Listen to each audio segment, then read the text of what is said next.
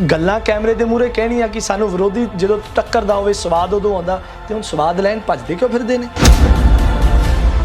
ਅਮਰਿੰਦਰ ਸਿੰਘ ਰਾਜਾ ਵੜਿੰਗ ਜੀ ਕਿਉਂ ਤਲਬ ਉੱਠਦੀ ਸੀ ਕਿ ਮੈਂ ਛੇਤੀ ਕੈਪਟਨ ਸਾਹਿਬ ਦੀ ਗੱਡੀ 'ਚ ਬਹਿ ਜਾ? ਉਹ ਤਾਂ ਉਹਨੇ ਸਿਕਿਉਰਿਟੀ ਵਾਲੇ ਬਾਂਹ ਫੜ ਕੇ ਪਰਾਂ ਲਾਤਾ ਕਿ ਚੱਲ ਤੂੰ ਨਹੀਂ ਬਹਿਣ ਦੇਣਾ। ਉਦੋਂ ਤਾਂ ਬੜੀ ਤਲਬ ਉੱਠਦੀ ਸੀ, ਉਦੋਂ ਨਹੀਂ ਯਾਦ ਆਇਆ ਕਿ ਯਾਰ ਇਹ ਸਾਡਾ ਸੀਐਮ ਰਲਿਆ ਹੋਇਆ? ਉਦੋਂ ਨਹੀਂ ਪਤਾ ਚੱਲਿਆ ਕਿ ਇਹ ਅਕਾਲੀ ਦਲ ਦੇ ਬੰਦਿਆਂ ਨਾਲ ਰਲਿਆ? ਉਦੋਂ ਤਾਂ ਬੜੇ ਚੰਗੇ ਲੱਗਦੇ ਸੀ। ਮਾਤਾ ਤੂੰ ਐਤਕੀ 2 ਸਾਲ ਖਰਚਾ, ਸਰਕਾਰ ਬਣ ਜਾਂਦੇ 2 ਮਹੀਨਿਆਂ ਨੂੰ ਤੇਰੇ ਮੁੰਡੇ ਨੂੰ ਨੌਕਰੀ, ਜਿੰਨਾ ਤੇਰੇ ਘਰ ਵਾਲੇ ਨੇ ਕਰਜ਼ਾ ਲਿਆ ਕਰਜ਼ਾ ਮਾਫ, ਕੁੜੀਆਂ ਨੂੰ ਜੇ ਵਿਆਹ ਕਰੇ 51,000 ਦੇਵਾਂਗੇ। ਵੜਿੰਗ ਸਾਹਿਬ ਆਖਦੇ ਆ, ਕਹਿੰਦੇ ਥੋੜੀ ਬਹੁਤੀ ਜਿਹੜੀ ਹੈਗੀ ਆ ਕੱਚ ਰਹਿ ਗਈ, ਪਰ ਐਤਕੀ ਕਹਿੰਦੇ ਉਹ ਵੀ ਨਹੀਂ ਛੱਡਣ ਦਿੰਦੇ। ਜਿੱਥੇ ਜਿੱਥੇ ਧੱਕਾ ਹੋਇਆ ਅਸੀਂ ਮੁੜਵਾ ਜਵਾਬ ਦਿੱਤਾ। ਕਦੇ ਆਏ ਨਹੀਂ ਹੋਇਆ ਕਿ ਸਾਡੇ ਬੰਦਿਆਂ ਨਾਲ ਧੱਕਾ ਹੋਇਆ ਤੇ ਅਸੀਂ ਘਰੇ ਕੁੰਡੀ ਲਾ ਕੇ ਬਹਿ ਗਏ। ਵਿਰੋਧ ਜਿਹੜਾ ਲੀਡਰਾਂ ਦਾ ਹੁਣ ਵੱਧ ਗਿਆ। ਜੇਕਰ ਹਰ ਪਿੰਡ ਦੇ ਵਿੱਚ ਜਾਂਦੇ ਆ, ਸ਼ਾਇਦ ਬਦਾਮਾਂ ਵਾਲੇ ਪਿੱਛੇ ਹੁੰਦੇ ਹੋਣਗੇ, ਝੰਡੀਆਂ ਵਾਲੇ ਮੂਹਰੇ ਹੁੰਦੇ ਆ। ਕਿਉਂ? ਸਰ ਲੀਡਰ ਬਦਲ ਗਏ। ਸੁੱਖ ਨਾਲ ਸਾਡੇ ਨਾਲ ਤਾਂ ਇਹੋ ਜਿਹਾ ਹੋਇਆ ਨਹੀਂ, ਜਿੰਨਾ ਵਾਅਦਾ ਕੀਤਾ ਸੀ ਪੂਰੇ ਕਰਦੇ। ਇਹ ਚੀਜ਼ਾਂ ਤਾਂ ਸ਼੍ਰੋਮਣੀ ਅਕਾਲੀ ਦਲ ਨਾਲ ਵੀ ਹੋ, ਸੁਖਬੀਰ ਸਿੰਘ ਬਾਦਲ ਜਾਂਦੇ ਨੇ, ਵਿਰੋਧ ਉਹਨਾਂ ਦਾ ਵੀ। ਮੈਂ ਤੁਹਾਨੂੰ ਦੱਸ ਰਿਹਾ, ਸਾਡੇ ਜਿਹੜੇ ਖੇਤ ਆ ਨਾ, ਉੱਥੇ ਜਿਹੜੇ ਮੋਗੇ ਲੱਗੇ ਉਹ 'ਚ ਵੀ ਤੁਸੀਂ ਰੋਲਾ ਲਾ ਦਿਓ, ਪਾਣੀ ਵੀ ਨਾ ਆਉਣ ਦਿਓ ਖੇਤਾਂ ਨੂੰ। ਲੇਕਿਨ ਤੁਸੀਂ ਸਾਨੂੰ ਗਿੱਦੜਬਾਹ ਚੋਂ ਕੱਢਣ ਨੂੰ ਫਿਰਦੇ ਹੋ। ਜਿਹੜੇ ਲੋਕਾਂ ਦੇ ਦਿਲਾਂ 'ਚ ਅਸੀਂ ਵਸੇ ਉਹਨਾਂ ਚੋਂ ਕਿਵੇਂ ਕੱਢੋਗੇ? ਪਰ ਗਿੱਦੜਬਾਹ ਹਲਕਾ ਖੁਸ਼ ਤਾਂ ਜ਼ਰੂਰ ਹੁੰਦਾ ਹੋਣਾ, ਕਿਉਂਕਿ ਉਹਨਾਂ ਦੇ ਖੇਮੇ ਦੇ ਵਿੱਚ ਟਰਾਂਸਪੋਰਟ ਮੰਤਰੀ ਪੈ ਗਿਆ। ਪਹਿਲਾਂ ਸਿਰਫ ਐਮਐਲਏ ਸੀ, ਉਸ ਤੋਂ ਬਾਅਦ ਟਰਾਂਸਪੋਰਟ ਮੰਤਰੀ ਉਹਨਾਂ ਦੇ ਖੇਮੇ ਦੇ ਵਿੱਚ ਆਇਆ। ਨਹੀਂ ਜੀ, ਇਹ ਖੁਸ਼ੀ ਵਾਲੀ ਗੱਲ ਆ। ਫਰੀਦਕੋਟ ਅੰਦਰ ਜਾ ਕੇ ਕਤਲੇਆਮ ਹੋਇਆ, ਤੁਹਾਡਾ ਨਾਂ ਲਿਆ ਗਿਆ, ਅਸੀਂ ਤੁਹਾਡੇ ਵਿਰੋਧੀ ਹਾਂ, ਅਸੀਂ ਉਹਦਾ ਹੀ ਸਵਾਲ ਉਠਾਏ, ਉਹਨਾਂ ਦਾ ਤਾਂ ਜਵਾਬ ਕਦੇ ਦਿੱਤਾ ਨਹੀਂ। ਅਭੈ ਸਿੰਘ ਢਿੱਲੋਂ ਦੀ ਤਿਆਰੀ 2027 ਦੀ ਆ ਜਾਂ 2032 ਦੀ ਆ? ਅਭੈ ਸਿੰਘ ਢਿੱਲੋਂ ਦੀ ਤਿਆਰੀ ਤਾਂ ਸੇਵਾ ਦੀ ਆ। ਅੱਜ ਕਰਾ ਲਓ ਭਾਵੇਂ ਸੇਵਾ। ਹਾਂ, ਮੈਂ 27 ਦੀ ਆ ਜਾਂ 32 ਦੀ ਆ? ਕੋਈ ਮੇਰੇ ਮੂੰਹ ਚੋਂ ਤੁਸੀਂ ਇਹੋ ਜਿਹਾ ਸਵਾਲ ਨਾ ਹੀ ਕਢਾਓ।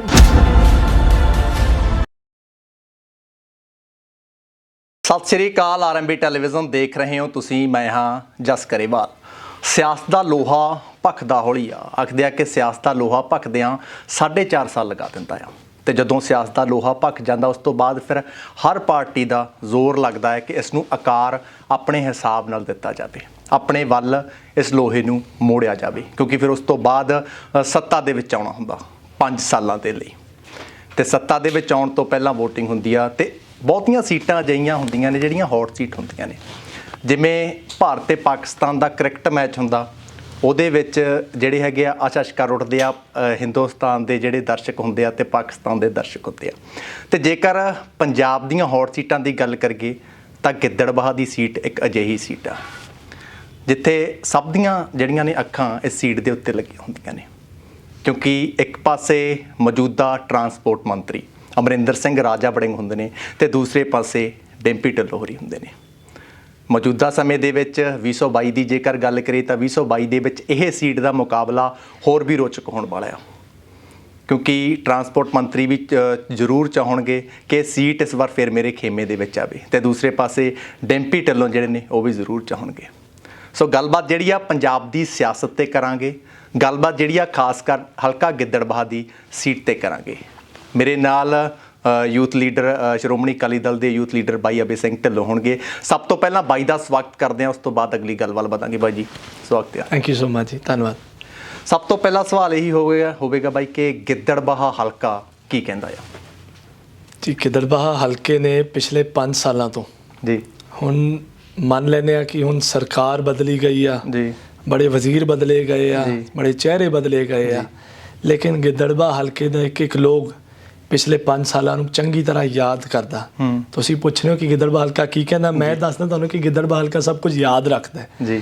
ਉਹਨਾਂ ਨੂੰ ਕੀਤੇ ਹੋਏ ਵਾਅਦੇ ਯਾਦ ਹੈ, ਭਰੇ ਹੋਏ ਫਾਰਮ ਯਾਦ ਨੇ ਜੀ, ਬੇਰੁਜ਼ਗਾਰੀ ਭੱਤੇ ਤੇ ਲਿਖੇ ਹੋਏ ਮੁੰਡਿਆਂ ਦੇ ਨਾਮ ਯਾਦ ਨੇ ਜੀ, ਇਹਨਾਂ ਦੀ ਨਾਕਾਮੀਆਂ ਕਰਕੇ ਕੋਵਿਡ ਦੇ ਟੀਕੇ ਪ੍ਰਾਈਵੇਟ ਹਸਪਤਾਲਾਂ ਅੰਦਰ ਵੇਚਣ ਕਰਕੇ ਲੋਕਾਂ ਦੀਆਂ ਗਈਆਂ ਹੋਈਆਂ ਜਾਨਾਂ ਯਾਦ ਨੇ, ਸਾਡੇ ਮੌਜੂਦਾ ਮੰਤਰੀ ਦੇ ਵਾਅਦੇ ਯਾਦ ਨੇ ਜੀ, ਉਹਨਾਂ ਦੇ ਵੱਡੇ ਵੱਡੇ ਕਲੇਮ ਯਾਦ ਨੇ ਜੀ। ਐਤਕੀ ਬਟਨ ਨੱਪਣ ਤੋਂ ਪਹਿਲਾਂ ਲੋਕਾਂ ਨੂੰ ਸਭ ਕੁਝ ਯਾਦ ਕਰਕੇ ਹੀ ਉਹ ਸੇਵਾ ਦਾ ਮੌਕਾ ਦੇਣਗੇ, ਲੋਕ ਇਹ ਕਹਿੰਦੇ ਨੇ। ਪਰ ਗਿੱਦੜਬਾਹਾ ਹਲਕਾ ਖੁਸ਼ ਤਾਂ ਜ਼ਰੂਰ ਹੁੰਦਾ ਹੋਣਾ, ਕਿਉਂਕਿ ਉਹਨਾਂ ਦੇ ਖੇਮੇ ਦੇ ਵਿੱਚ ਟਰਾਂਸਪੋਰਟ ਮੰਤਰੀ ਪੈ ਗਿਆ। ਪਹਿਲਾਂ ਸਿਰਫ ਐਮਐਲਏ ਸੀ, ਉਸ ਤੋਂ ਬਾਅਦ ਟਰਾਂਸਪੋਰਟ ਮੰਤਰੀ ਉਹਨਾਂ ਦੇ ਖੇਮੇ ਦੇ ਵਿੱਚ ਆਇਆ। ਨਹੀਂ ਜੀ, ਇਹ ਖੁਸ਼ੀ ਵਾਲੀ ਗੱਲ ਆ। ਲੋਕ ਜੇ ਸੇਵਾ ਕਰਨ ਤਾਂ ਜੀ, ਜੇ ਉਹ ਰੱਜ ਕੇ ਸੱਚੀ ਸੁੱਚੀ ਸੇਵਾ ਕਰਨ ਤਾਂ ਅਸੀਂ ਬਹੁਤ ਖੁਸ਼ ਹੋਵਾਂਗੇ। ਜੇ ਉਹ ਕਿਤੇ ਪਹਿਲਾਂ ਆਣੇ, ਕਿਉਂਕਿ ਉਹਨਾਂ ਦੀ ਹਿਸਟਰੀ ਅਸੀਂ ਬੜੀ ਚੰਗੀ ਤਰ੍ਹਾਂ ਜਾਣਦੇ ਹਾਂ, ਜੇ ਕਿਤੇ ਉਹ ਪਹਿਲਾਂ ਕੋਈ ਗੱਲਾਂ ਜ਼ਿਆਦਾ ਤੇ ਕੰਮ ਘੱਟ, ਕਹਿਣਾ ਮੋੜਨਾ ਨਹੀਂ ਤੇ ਡੱਕਾ ਤੋੜਨਾ ਨਹੀਂ, ਜੇ ਉਸੇ ਪਾਲਿਸੀ ਤੇ ਕਰਨਗੇ ਤਾਂ ਫਿਰ ਐਮਐਲਏ ਵੀ ਉਹੋ ਜਿਹਾ ਸੀ ਤੇ ਮੰਤਰੀ ਵੀ ਉਹੋ ਜਿਹਾ। ਹੁਣ ਤਾਂ ਜਿਪਸੀਆਂ ਹੀ 2 ਹੋਰ ਲੱਗੀਆਂ ਨੇ। ਪਹਿਲਾਂ ਇੱਕ ਜਿਪਸੀ ਹੁੰਦੀ ਸੀ, ਉਹਨੂੰ ਹਲਕੇ ਅੰਦਰ ਗਨਮੈਨ ਵਧਾ ਲੈਂਦੇ ਕਿਉਂਕਿ ਉਹਨਾਂ ਦੇ ਕਿਸੇ ਨੇ ਹੁਣੇ ਪਿੱਛੇ ਜੇ ਵਿਰੋਧ ਵੀ ਕੀਤਾ ਸੀ। ਤਾਂ ਹੁਣ ਸਾਡੇ ਦੇਖਣ ਲਈ ਤਾਂ ਸਾਰੇ ਗਨਮੈਨ ਵਧੇ ਆ। ਜੇ ਸੱਚੀ ਕੰਮ ਕਰਦੇ ਨੇ, ਔਨ ਗਰਾਊਂਡ ਲੋਕਾਂ 'ਚ ਵਿਚਰਦੇ ਆ, ਲੋਕਾਂ ਦੀ ਮੁਸ਼ਕਿਲਾਂ ਸੋਲਵ ਕਰਦੇ ਆ, ਤਾਂ ਅਸੀਂ ਵੀ ਮੰਨਦੇ ਕਿ ਸਾਡਾ ਹਲਕਾ ਖੁਸ਼ਕਿਸਮਤ ਆ ਕਿ ਐਮਐਲਏ ਸਾਹਿਬ ਮੰਤਰੀ ਬਣੇ ਜੇ ਕੰਮ ਕਰਦੇ ਆ ਤਾਂ। ਪਰ ਮੌਜੂਦਾ ਸਮੇਂ ਦੇ ਵਿੱਚ ਕਿਵੇਂ ਦੇਖ ਰਹੇ ਹੋ ਅਮਰਿੰਦਰ ਸਿੰਘ ਰਾਜਾ ਵੜਿੰਗ ਹੋਰਾਂ ਦੇ ਕੰਮ ਨੂੰ? ਕਿਵੇਂ ਦੇਖ ਰਹੇ ਹੋ ਤੁਸੀਂ ਕਿ ਲੋਕਾਂ ਦੇ ਵਿੱਚ ਵਿਚਰਦੇ ਮੌਜੂਦਾ ਦਿਨਾਂ ਦੇ ਵਿੱਚ ਜੇਕਰ ਵੱਖ-ਵੱਖ ਟੀਵੀ ਸਕਰੀਨਾਂ ਤੇ ਦੇਖੀਏ, ਮੋਬਾਈਲ ਤੇ ਦੇਖੀਏ, ਸੋਸ਼ਲ ਮੀਡੀਆ ਤੇ ਦੇਖੀਏ, ਤਾਂ ਅਮਰਿੰਦਰ ਸਿੰਘ ਰਾਜਾ ਵੜਿੰਗ ਹਰ ਦਿਨ ਦਿਖ ਰਹੇ ਨੇ, ਚਾਹੇ ਕਦੇ ਕਿਸੇ ਨਾ ਕਿਸੇ ਬੱਸ ਅੱਡੇ ਦੇ ਵਿੱਚ ਹੁੰਦੇ ਨੇ, ਕਦੇ ਕਿਤੇ ਹੁੰਦੇ ਨੇ, ਲੋਕਾਂ ਦੇ ਵਿੱਚ ਦਿਖ ਰਹੇ ਨੇ। ਕਿਵੇਂ ਦੇਖ ਰਹੇ ਹੋ? ਸਰ ਮੈਂ ਇਹ ਦੇਖਦਾ ਜੀ ਕਿ ਹਰ ਮੰਤਰੀ ਦਾ ਹੱਕ ਹੈ ਜੀ ਕੰਮ ਕਰਨਾ, ਜੀ ਹਰ ਐਮਐਲਏ ਦਾ ਵੀ ਹੱਕ ਹੈ ਜੀ। ਇਹਨਾਂ ਨੂੰ ਯਾਦ ਰੱਖਣਾ ਚਾਹੀਦਾ ਕਿ ਗਿੱਦੜਬਾਹਾ ਹਲਕੇ ਨੇ ਐਮਐਲਏ ਬਣਾਇਆ, ਪੰਜਾਬ ਦੇ ਵੱਖੋ-ਵੱਖ ਲੋਕਾਂ ਨੇ ਨਹੀਂ ਐਮਐਲਏ ਬਣਾਇਆ।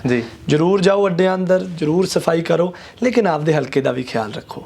ਸਾਡੇ ਪੱਤਰਕਾਰ ਵੀਰ, ਤੁਸੀਂ ਬੜੇ ਵੈਲ ਰਿਸਰਚ ਜਰਨਲਿਸਟ ਹੋ, ਮਾੜਾ ਜਿਹਾ ਸ਼ਹਿਰ ਅੰਦਰ ਤਾਂ ਚੈੱਕ ਕਰਾਓ। ਜਿੰਨੇ ਡੇਂਗੂ ਦੇ ਕੇਸਿਸ ਗਿੱਦੜਬਾਹਾ ਅੰਦਰ ਆ, ਮੈਂ ਨਹੀਂ ਸਮਝਦਾ ਕੋਈ ਸ਼ਹਿਰ ਅੰਦਰ ਆ। ਸਾਡੇ ਹਸਪੀਟਲਸ ਅੰਦਰ ਚੈੱਕ ਕਰਾਓ, ਸਰਕਾਰੀ ਹਸਪਤਾਲਾਂ ਅੰਦਰ ਚੈੱਕ ਕਰਾਓ, ਜਿੰਨੇ ਮਰੀਜ਼ ਡੇਂਗੂ ਮਲੇਰੀਆ ਦੇ ਸਾਡੇ ਉਹਨੇ ਕਿਤੇ ਹੈ ਹੀ ਨਹੀਂ। ਉਹ ਇਸ ਕਰਕੇ ਨੇ ਕਿਉਂਕਿ ਡੰਪ ਸਾਡੇ ਸ਼ਹਿਰਾਂ ਦੇ ਅੰਦਰ ਆ। ਬਹੁਤ ਵੱਡੇ ਵਾਅਦੇ ਕੀਤੇ ਗਏ, ਲੇਕਿਨ ਲੋਕ ਤਾਂ ਉੱਥੇ ਦੇ ਉੱਥੇ ਖੜੇ ਆ ਨਾ। ਜੇ ਤੁਸੀਂ ਲੋਕਾਂ ਦੀ ਬਿਮਾਰੀਆਂ ਨੂੰ ਠੀਕ ਕਰੋ, ਜੇ ਤੁਸੀਂ ਸੱਚਮੁੱਚ ਅੱਡਿਆਂ ਨੂੰ ਸਾਫ਼ ਕਰਨਾ, ਬਹੁਤ ਚੰਗੀ ਗੱਲ ਆ, ਅੱਡਿਆਂ ਨੂੰ ਸਾਫ਼ ਕਰੋ, ਲੇਕਿਨ ਗਿੱਦੜਬਾਹਾ ਦੀ ਸਬਜ਼ੀ ਮੰਡੀ ਵੀ ਸਾਫ਼ ਕਰੋ। ਸਾਡੇ ਏਰੀਆ ਤੁਹਾਨੂੰ ਸ਼ਾਇਦ ਪਤਾ ਹੋਵੇ ਬੈਂਟਾਬਾਦ ਹੈ, ਉੱਥੇ ਸਾਰਾ ਦਿਨ ਗੰਦ ਪਿਆ ਰਹਿੰਦਾ। ਬੈਂਟਾਬਾਦ ਨੂੰ ਵੀ ਸਾਫ਼ ਕਰੋ, ਮਹੱਲਿਆਂ ਨੂੰ ਵੀ ਸਾਫ਼ ਕਰੋ।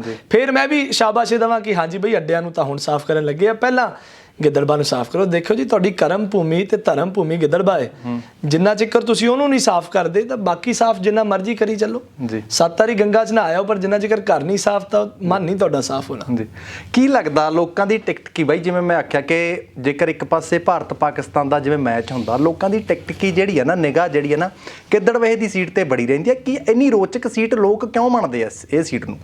ਜੀ ਦੇਖੋ, ਇਹ ਤਾਂ ਹੁਣ ਲੋਕਾਂ ਨੂੰ ਵੱਧ ਪਤਾ ਹੋਏਗਾ। ਹੁਣ ਅਸੀਂ ਆਪਦੀ ਮਿਹਨਤ 'ਚ ਕੋਈ ਕਮੀ ਨਹੀਂ ਰੱਖਦੇ। ਮੇਰੇ ਫਾਦਰ ਸਾਹਿਬ, ਮੇਰੇ ਤਾਇਆ ਜੀ, ਜਿਨ੍ਹਾਂ ਦੀ ਪ੍ਰੇਰਨਾ ਸਦਕਾ ਅਸੀਂ ਸਾਰੇ ਭੱਜੇ ਫਿਰਦੇ ਹਾਂ, ਅਸੀਂ ਸਾਡੀ ਮਿਹਨਤ 'ਚ ਕੋਈ ਕਮੀ ਨਹੀਂ ਰੱਖਦੇ। ਹਾਂ, ਸਾਡੇ ਨਾਲ ਮੈਂ ਸਮਝਦਾ ਕਿ ਜਿੱਥੇ ਜਿੱਥੇ ਧੱਕਾ ਹੋਇਆ ਅਸੀਂ ਮੁੜਵਾਂ ਜਵਾਬ ਦਿੱਤਾ। ਕਦੇ ਆਏ ਨਹੀਂ ਹੋਇਆ ਕਿ ਸਾਡੇ ਬੰਦਿਆਂ ਨਾਲ ਧੱਕਾ ਹੋਇਆ ਤੇ ਅਸੀਂ ਘਰੇ ਕੁੰਡੀ ਲਾ ਕੇ ਬਹਿ ਗਏ। ਜੇ ਸਾਡੇ ਬੰਦਿਆਂ ਤੇ ਪਰਚਾ ਹੁੰਦਾ ਤਾਂ ਅਸੀਂ ਆਪ ਜੇਲ੍ਹ ਜਾਂਦੇ ਹਾਂ। ਜੇ ਮੈਂ ਕਿਸੇ ਦੇ ਗਲ 'ਚ ਭੁੰਦੜ ਪਿੰਡ ਅੰਦਰ ਸਰੋਪਾ ਪਾ ਕੇ ਆਉਣਾ ਤੇ ਰਾਤ ਨੂੰ ਜੇ ਉਹਦੀ ਕੁੱਟਮਾਰ ਹੁੰਦੀ ਆ, ਤਾਂ ਇਹ ਮੇਰੀ ਨੈਤਿਕ ਜ਼ਿੰਮੇਵਾਰੀ ਆ, ਜੋ ਕਿ ਮੈਂ ਹਸਪਤਾਲ ਅੰਦਰ MLR ਕਟਵਾ ਕੇ ਪਰਚਾ ਦਰਜ ਕਰਾ ਕੇ ਆਪਦੀ ਜ਼ਿੰਮੇਵਾਰੀ ਨਿਭਾਉਂਦਾ। ਮੈਂ ਇਹੋ ਜਿਹਾ ਤਾਂ ਹੈ ਨਹੀਂ ਕਿ ਮੇਰੇ ਬੰਦੇ ਨਾਲ ਧੱਕਾ ਹੋ ਜੇ ਤੇ ਮੈਂ ਘਰੇ ਕੁੰਡੀ ਲਾ ਕੇ ਪੈ ਜਾ। ਇਸ ਕਰਕੇ ਲੋਕ ਸ਼ਾਇਦ ਰੁਚਕਤਾ ਜ਼ਿਆਦਾ ਦੇਖਦੇ, ਕਿਉਂਕਿ ਸਾਡੇ ਵਿਰੋਧੀਆਂ ਦੀ ਬੜੀ ਇਹ ਮੈਂਟੈਲਿਟੀ ਆ ਜੀ ਕਿ ਲੋਕਾਂ ਨੂੰ ਡਰਾਓ, ਧਮਕਾਓ ਤੇ ਚੁੱਪ ਕਰਾਓ। ਪਰ ਅਸੀਂ ਇਹੋ ਜਿਹੀ ਪਾਲਿਸੀ ਨਾਲ ਕਦੇ ਚੱਲੇ ਨਹੀਂ ਜੀ, ਨਾ ਤਾਂ ਕਿਸੇ ਨੂੰ ਡਰਾਇਆ ਤੇ ਨਾ ਹੀ ਕਦੇ ਡਰੇ ਆ। ਤਾਂ ਓਬਵੀਅਸ ਜੀ ਗੱਲ ਆ, ਜੇ ਕੁਝ ਕਰਦੇ ਆ ਤੇ ਅਸੀਂ ਓਨਾ ਹੀ ਮੂੰਹ ਤੋੜਵਾ ਜਵਾਬ ਦਿੰਦੇ ਆ, ਹੱਕ ਦੇ ਸੱਚ ਦਾ ਪਹਿਰਾ ਦਿੰਦੇ ਆ। ਤੇ ਲੋਕਾਂ ਨੂੰ ਵਾਜਿਬ ਜੀ ਗੱਲ ਆ ਜੀ, ਉਹਨਾਂ ਨੂੰ ਦੇਖਣ ਦਾ ਚੰਗਾ ਲੱਗਦਾ ਕਿ ਯਾਰ ਇਹਨੇ ਗਲਤ ਕੀਤਾ ਤੇ ਇਹਨਾਂ ਨੇ ਜਵਾਬ ਕਿਵੇਂ ਦਿੱਤਾ, ਤੇ ਕੀ ਇਹ ਆਪਦੇ ਲੋਕਾਂ ਨਾਲ ਖੜੇ, ਕੀ ਇਹਨਾਂ ਨੇ ਆਪਦੇ ਬੰਦਿਆਂ ਨੂੰ ਹੱਕ ਤੇ ਸੱਚ ਦੀ ਲੜਾਈ ਅੰਦਰ ਜਿਤਾਇਆ। ਤਾਂ ਮੈਨੂੰ ਲੱਗਦਾ ਕਿ ਸਾਰਾ ਪੰਜਾਬ ਦੇਖਦਾ। ਰਹਿੰਦੀ ਗੱਲ ਇਹ ਥੋੜੇ ਜਿਹੇ ਸਾਨੂੰ MLA ਸਾਹਿਬ ਦੇ ਜਿੱਥੇ ਇੱਥੇ ਝੂਠ ਮਾਰਦੇ ਆ, ਸਾਨੂੰ ਆਪ ਨੂੰ ਬੜਾ ਹੁੰਦਾ ਕਿ ਅਸੀਂ ਫालतू ਦੀ ਗੱਲ ਨਹੀਂ ਕਰਨੀ, ਲੇਕਿਨ ਜਿੱਥੇ ਝੂਠ ਮਾਰਿਆ ਗਿਆ, ਮੇਰੇ ਫਾਦਰ ਸਾਹਿਬ, ਤਾਇਆ ਜੀ, ਜਿੱਥੇ ਮੇਰੀ ਲੋੜ ਪੈਂਦੀ ਹੈ, ਮੈਂ ਆਪ ਖੁਦ ਵੀ, ਅਸੀਂ ਇਹਨਾਂ ਦੇ ਝੂਠਾਂ ਦਾ ਪਰਦਾਫਾਸ਼ ਕਰਦੇ ਆ। ਤਾਂ ਲੋਕਾਂ ਨੂੰ ਇੰਟਰਸਟ ਬਣਿਆ ਰਹਿੰਦਾ ਹੋਏਗਾ, ਪਰ ਲੋਕਾਂ ਦੀ ਵੀ ਜ਼ਿੰਦਗੀ ਆ ਜੀ। ਤੁਹਾਡਾ ਜਿਵੇਂ ਆਹ ਕੰਮਾਂ ਨਾਲ TRP ਤੁਹਾਡਾ ਵੀ ਕੰਮ ਚੱਲੀ ਜਾਂਦਾ, ਉਹ ਪੋਲੀਟੀਸ਼ੀਅਨ ਦਾ ਵੀ ਕੰਮ ਚੱਲੀ ਜਾਂਦਾ, ਲੋਕਾਂ ਦਾ ਵੀ ਕੰਮ ਚੱਲੀ ਜਾਂਦਾ। ਇਹ ਤਾਂ part and parcel of life ਆ। ਜੇ ਰੁਚਕਤਾ ਤਾਂ ਚੰਗੀ ਗੱਲ ਆ, ਸਾਰਾ ਪੰਜਾਬ ਦੇਖ ਰਿਹਾ, ਸਾਡੀ ਮਿਹਨਤ 'ਚ ਕੋਈ ਕਮੀ ਨਹੀਂ ਆਏਗੀ। ਜੀ ਵੜਿੰਗ ਸਾਹਿਬ ਕਹਿੰਦੇ ਕਿ ਬੱਸਾਂ ਜਿਹੜੀਆਂ ਮੈਂ ਡਿੰਪੀ ਢਿੱਲੋਂ ਹੋਰਾਂ ਦੀਆਂ ਬੰਦ ਤਾਂ ਕੀਤੀਆਂ, ਕਹਿੰਦੇ ਟੈਕਸ ਨਹੀਂ ਭਰੇ। ਜੀ ਅੱਛਾ, ਇਹਦੇ ਉੱਤੇ ਵੜਿੰਗ ਸਾਹਿਬ ਨੂੰ ਪੁੱਛੋ ਜੀ, ਕਿਉਂਕਿ ਸਾਰੇ ਪੰਜਾਬ 'ਚ ਕੈਪਟਨ ਅਮਰਿੰਦਰ ਸਿੰਘ ਜੀ ਨੇ ਸਾਨੂੰ ਕਿਹਾ ਜੀ ਕਿ ਕੋਵਿਡ ਹੋਇਆ, ਬੜਾ ਧੱਕਾ ਹੋਇਆ ਤੇ ਟੈਕਸ ਨਹੀਂ ਭਰਿਆ ਗਿਆ, ਤੇ ਤੁਹਾਨੂੰ ਅਸੀਂ ਟੈਕਸ ਮਾਫ ਕਰਦੇ ਹਾਂ। ਉਦੋਂ ਬਾਅਦ ਫਾਈਨੈਂਸ ਮਿਨਿਸਟਰ ਸਾਹਿਬ ਕੋਲੇ ਸਾਰੇ ਟਰਾਂਸਪੋਰਟਰਸ ਗਏ, ਉਹਨਾਂ ਨੇ ਕਿਹਾ ਜੀ ਕਿ ਤੁਸੀਂ ਲੇਡੀਜ਼ ਫ੍ਰੀ ਕਰਾ ਦਿੱਤੀਆਂ ਪੰਜਾਬ ਅੰਦਰ, ਇਹਦੇ ਕਰਕੇ ਹੁਣ ਆਮ ਟਰਾਂਸਪੋਰਟਰ ਦੇ ਤਾਂ ਬੜਾ ਫਰਕ ਪਿਆ ਹੋਏਗਾ, ਇਸ ਕਰਕੇ ਤੁਹਾਨੂੰ ਮਾਫ ਕੀਤਾ ਜਾਏਗਾ। ਤੇ ਕੱਲਾ ਨਿਊ ਦੀ ਬੱਸ ਸਰਵਿਸ ਨੇ ਤਾਂ ਨਹੀਂ ਟੈਕਸ ਨਹੀਂ ਭਰਿਆ, ਔਰਬਿਟ ਨੇ ਤਾਂ ਨਹੀਂ ਟੈਕਸ ਭਰਿਆ, ਹੋਰ ਬੜੀਆਂ ਨੇ। ਬੜੇ ਕਾਂਗਰਸੀ ਲੀਡਰ, ਮੈਂ ਨਾਂ ਨਹੀਂ ਲੈਣਾ ਚਾਹੁੰਦਾ, I never get into small politics ਜੀ, ਇਹਨਾਂ ਨੇ ਬੱਸਾਂ ਬੰਦ ਕਰਨੀਆਂ ਜੀ ਸਦਕੇ ਕਰਨ। ਲੇਕਿਨ ਜੇ ਤੁਸੀਂ ਪਾਲਿਸੀ ਅਪਣਾਈ ਤਾਂ ਪੂਰੇ ਪੰਜਾਬ 'ਚ ਸੇਮ ਪਾਲਿਸੀ ਹੋਵੇ। ਆਏ ਨਾ ਹੋਵੇ ਕਿ ਨਿਊ ਦੀਪ ਤਾਂ ਬੰਦ ਕਰਤੀ ਤੇ ਜਦੋਂ ਕਿਸੇ ਕਾਂਗਰਸੀ ਦੀ ਤਾਂ ਗਈ ਬੱਸ ਦੀ ਲੰਘਦੀ ਤੇ ਉਦੋਂ ਅੱਖਾਂ ਬੰਦ ਕਰ ਲੈਣ। ਮੈਂ ਤਾਂ ਇੱਥੋਂ ਤੱਕ ਕਹਿਣਾ ਤੁਸੀਂ ਜੀ ਸਦਕੇ ਬੰਦ ਕਰੋ। ਇਹਨਾਂ ਦਾ ਮਕਸਦ ਸਰ ਮੈਂ ਤੁਹਾਨੂੰ ਦੱਸਣਾ ਚਾਹੁੰਦਾ, ਇਹਨਾਂ ਦਾ ਮਕਸਦ ਸਾਡੀਆਂ ਬੱਸਾਂ ਤੱਕ ਨਹੀਂ, ਇਹ ਸਾਨੂੰ ਡਰਾਉਣਾ ਚਾਹੁੰਦੇ ਆ। ਇਹ ਐਂ ਚਾਹੁੰਦੇ ਕਿ ਯਾਰ ਇਹਨਾਂ ਦੀਆਂ ਬੱਸਾਂ ਬੰਦ ਕਰ ਲਾਂਗੇ ਤਾਂ ਇਹਨਾਂ ਨੂੰ ਚੁੱਪ ਕਰਾ ਲਾਂਗੇ। ਖਬਰਾਂ ਜੇ ਬੱਸਾਂ ਬੰਦ ਕਰਾਤੀਆਂ ਤੇ ਪਿੰਡਾਂ 'ਚੋਂ ਜਾਣੂ ਹਟ ਜਾਣਗੇ। ਖਬਰਾਂ ਜੇ ਬੱਸਾਂ ਬੰਦ ਕਰਾਏ ਤੇ ਕੈਮਰੇ ਮੂਹਰੇ ਆ ਕੇ ਸੱਚ ਬੋਲਣ ਤੋਂ ਡਰਨਗੇ। ਪਰ ਮੈਂ ਤਾਂ ਇੱਥੋਂ ਤੱਕ ਵੀ ਕਹਿੰਦਾ ਕਿ ਸਾਡੇ ਜਿਹੜੇ ਖੇਤ ਆ ਨਾ, ਉੱਥੇ ਜਿਹੜੇ ਮੋਗੇ ਲੱਗੇ ਉਹ 'ਚ ਵੀ ਤੁਸੀਂ ਰੋਲਾ ਲਾ ਦਿਓ, ਪਾਣੀ ਵੀ ਨਾ ਆਉਣ ਦਿਓ ਖੇਤਾਂ ਨੂੰ। ਲੇਕਿਨ ਤੁਸੀਂ ਸਾਨੂੰ ਗਿੱਦੜਬਾਹ ਚੋਂ ਕੱਢਣ ਨੂੰ ਫਿਰਦੇ ਹੋ। ਜਿਹੜੇ ਲੋਕਾਂ ਦੇ ਦਿਲਾਂ 'ਚ ਅਸੀਂ ਵਸੇ ਉਹਨਾਂ ਚੋਂ ਕਿਵੇਂ ਕੱਢੋਗੇ? ਜਿਹੜੇ ਲੋਕ ਸਾਡੇ ਨਾਲ ਇੰਨੇ ਧੱਕੇ ਦੇ ਬਾਵਜੂਦ ਕਹਿੰਦੇ ਆ ਬਾਈ ਕੋਈ ਨਾ ਤੇਰੇ ਨਾਲ ਖੜੇ ਆ, ਉਹਨਾਂ ਦੇ ਦਿਲਾਂ ਚੋਂ ਕਿਵੇਂ ਕੱਢੋਗੇ? ਕਿਸੇ ਇਨਸਾਨ ਨੂੰ ਡਰਾ ਸਕਦੇ ਹੋ, ਧਮਕਾ ਸਕਦੇ ਹੋ, ਪਰ ਇਹੋ ਜਿਹੀ ਕਦੇ ਕੋਈ ਗੱਲ ਨਹੀਂ ਹੁੰਦੀ ਕਿ ਹਰ ਕੋਈ ਛੱਡ ਕੇ ਭੱਜੇ। ਸਭ ਨੇ ਰੋਟੀ ਘਰੇ ਖਾ ਕੇ ਸੌਣੀ ਆ। ਜਿੰਨਾ ਧੱਕਾ ਕਰਦੇ ਨੇ ਕਰ ਲੈਣ ਦਿਓ। ਰੱਬ ਸਾਡਾ ਜਾਣਦਾ, ਲੋਕ ਸਾਡੇ ਜਾਣਦੇ ਆ, ਸਾਰੇ ਪੰਜਾਬ ਹੀ ਦੇਖਦਾ ਜੀ ਕਿਵੇਂ ਸਾਡੀ ਬੱਸਾਂ ਨੂੰ ਤਾਂ ਬੰਦ ਕਰ ਦਿੰਦੇ ਆ ਤੇ ਜਦੋਂ ਕੋਈ ABC ਕਾਂਗਰਸ ਦੀ ਬੱਸ ਆ ਉਹਦੇ ਵੱਲ ਤਾਂ ਪਿੱਠ ਕਰਕੇ ਲੰਘ ਜਾਂਦੇ ਆ। ਜਾਂ ਤਾਂ ਉਹਨਾਂ ਨੂੰ ਵੀ ਬੰਦ ਕਰੋ। ਟੈਕਸ ਦੀ ਮਾਫੀ ਦੇ ਬਾਰੇ ਮੈਂ ਤੁਹਾਨੂੰ ਇੰਨਾ ਹੀ ਦੱਸਣਾ ਚਾਹਾਂਗਾ ਕਿ ਸਾਰੇ ਪੰਜਾਬ ਨੇ ਨਹੀਂ ਟੈਕਸ ਭਰਿਆ। ਕੈਪਟਨ ਸਾਹਿਬ ਨੇ ਬਿਲਕੁਲ ਮੀਡੀਆ ਸਾਹਮਣੇ ਆ ਕੇ ਟੈਕਸ ਮਾਫ ਕੀਤਾ। ਉਦੋਂ ਬਾਅਦ ਲੇਡੀਜ਼ ਫ੍ਰੀ ਹੋਣ ਕਰਕੇ ਸਭ ਨੇ ਰਿਕੁਐਸਟ ਕੀਤੀ ਕਿ ਸਾਡੇ ਕੋਲੇ ਪਹੁੰਚ ਹੈ ਨਹੀਂ ਟੈਕਸ ਭਰਨ ਦੀ, ਤੇ ਟੈਕਸ ਸਾਰਿਆਂ ਦਾ ਨਹੀਂ ਭਰਿਆ ਗਿਆ। ਸੇਮ ਪਾਲਿਸੀ ਅਪਣਾਉਣ।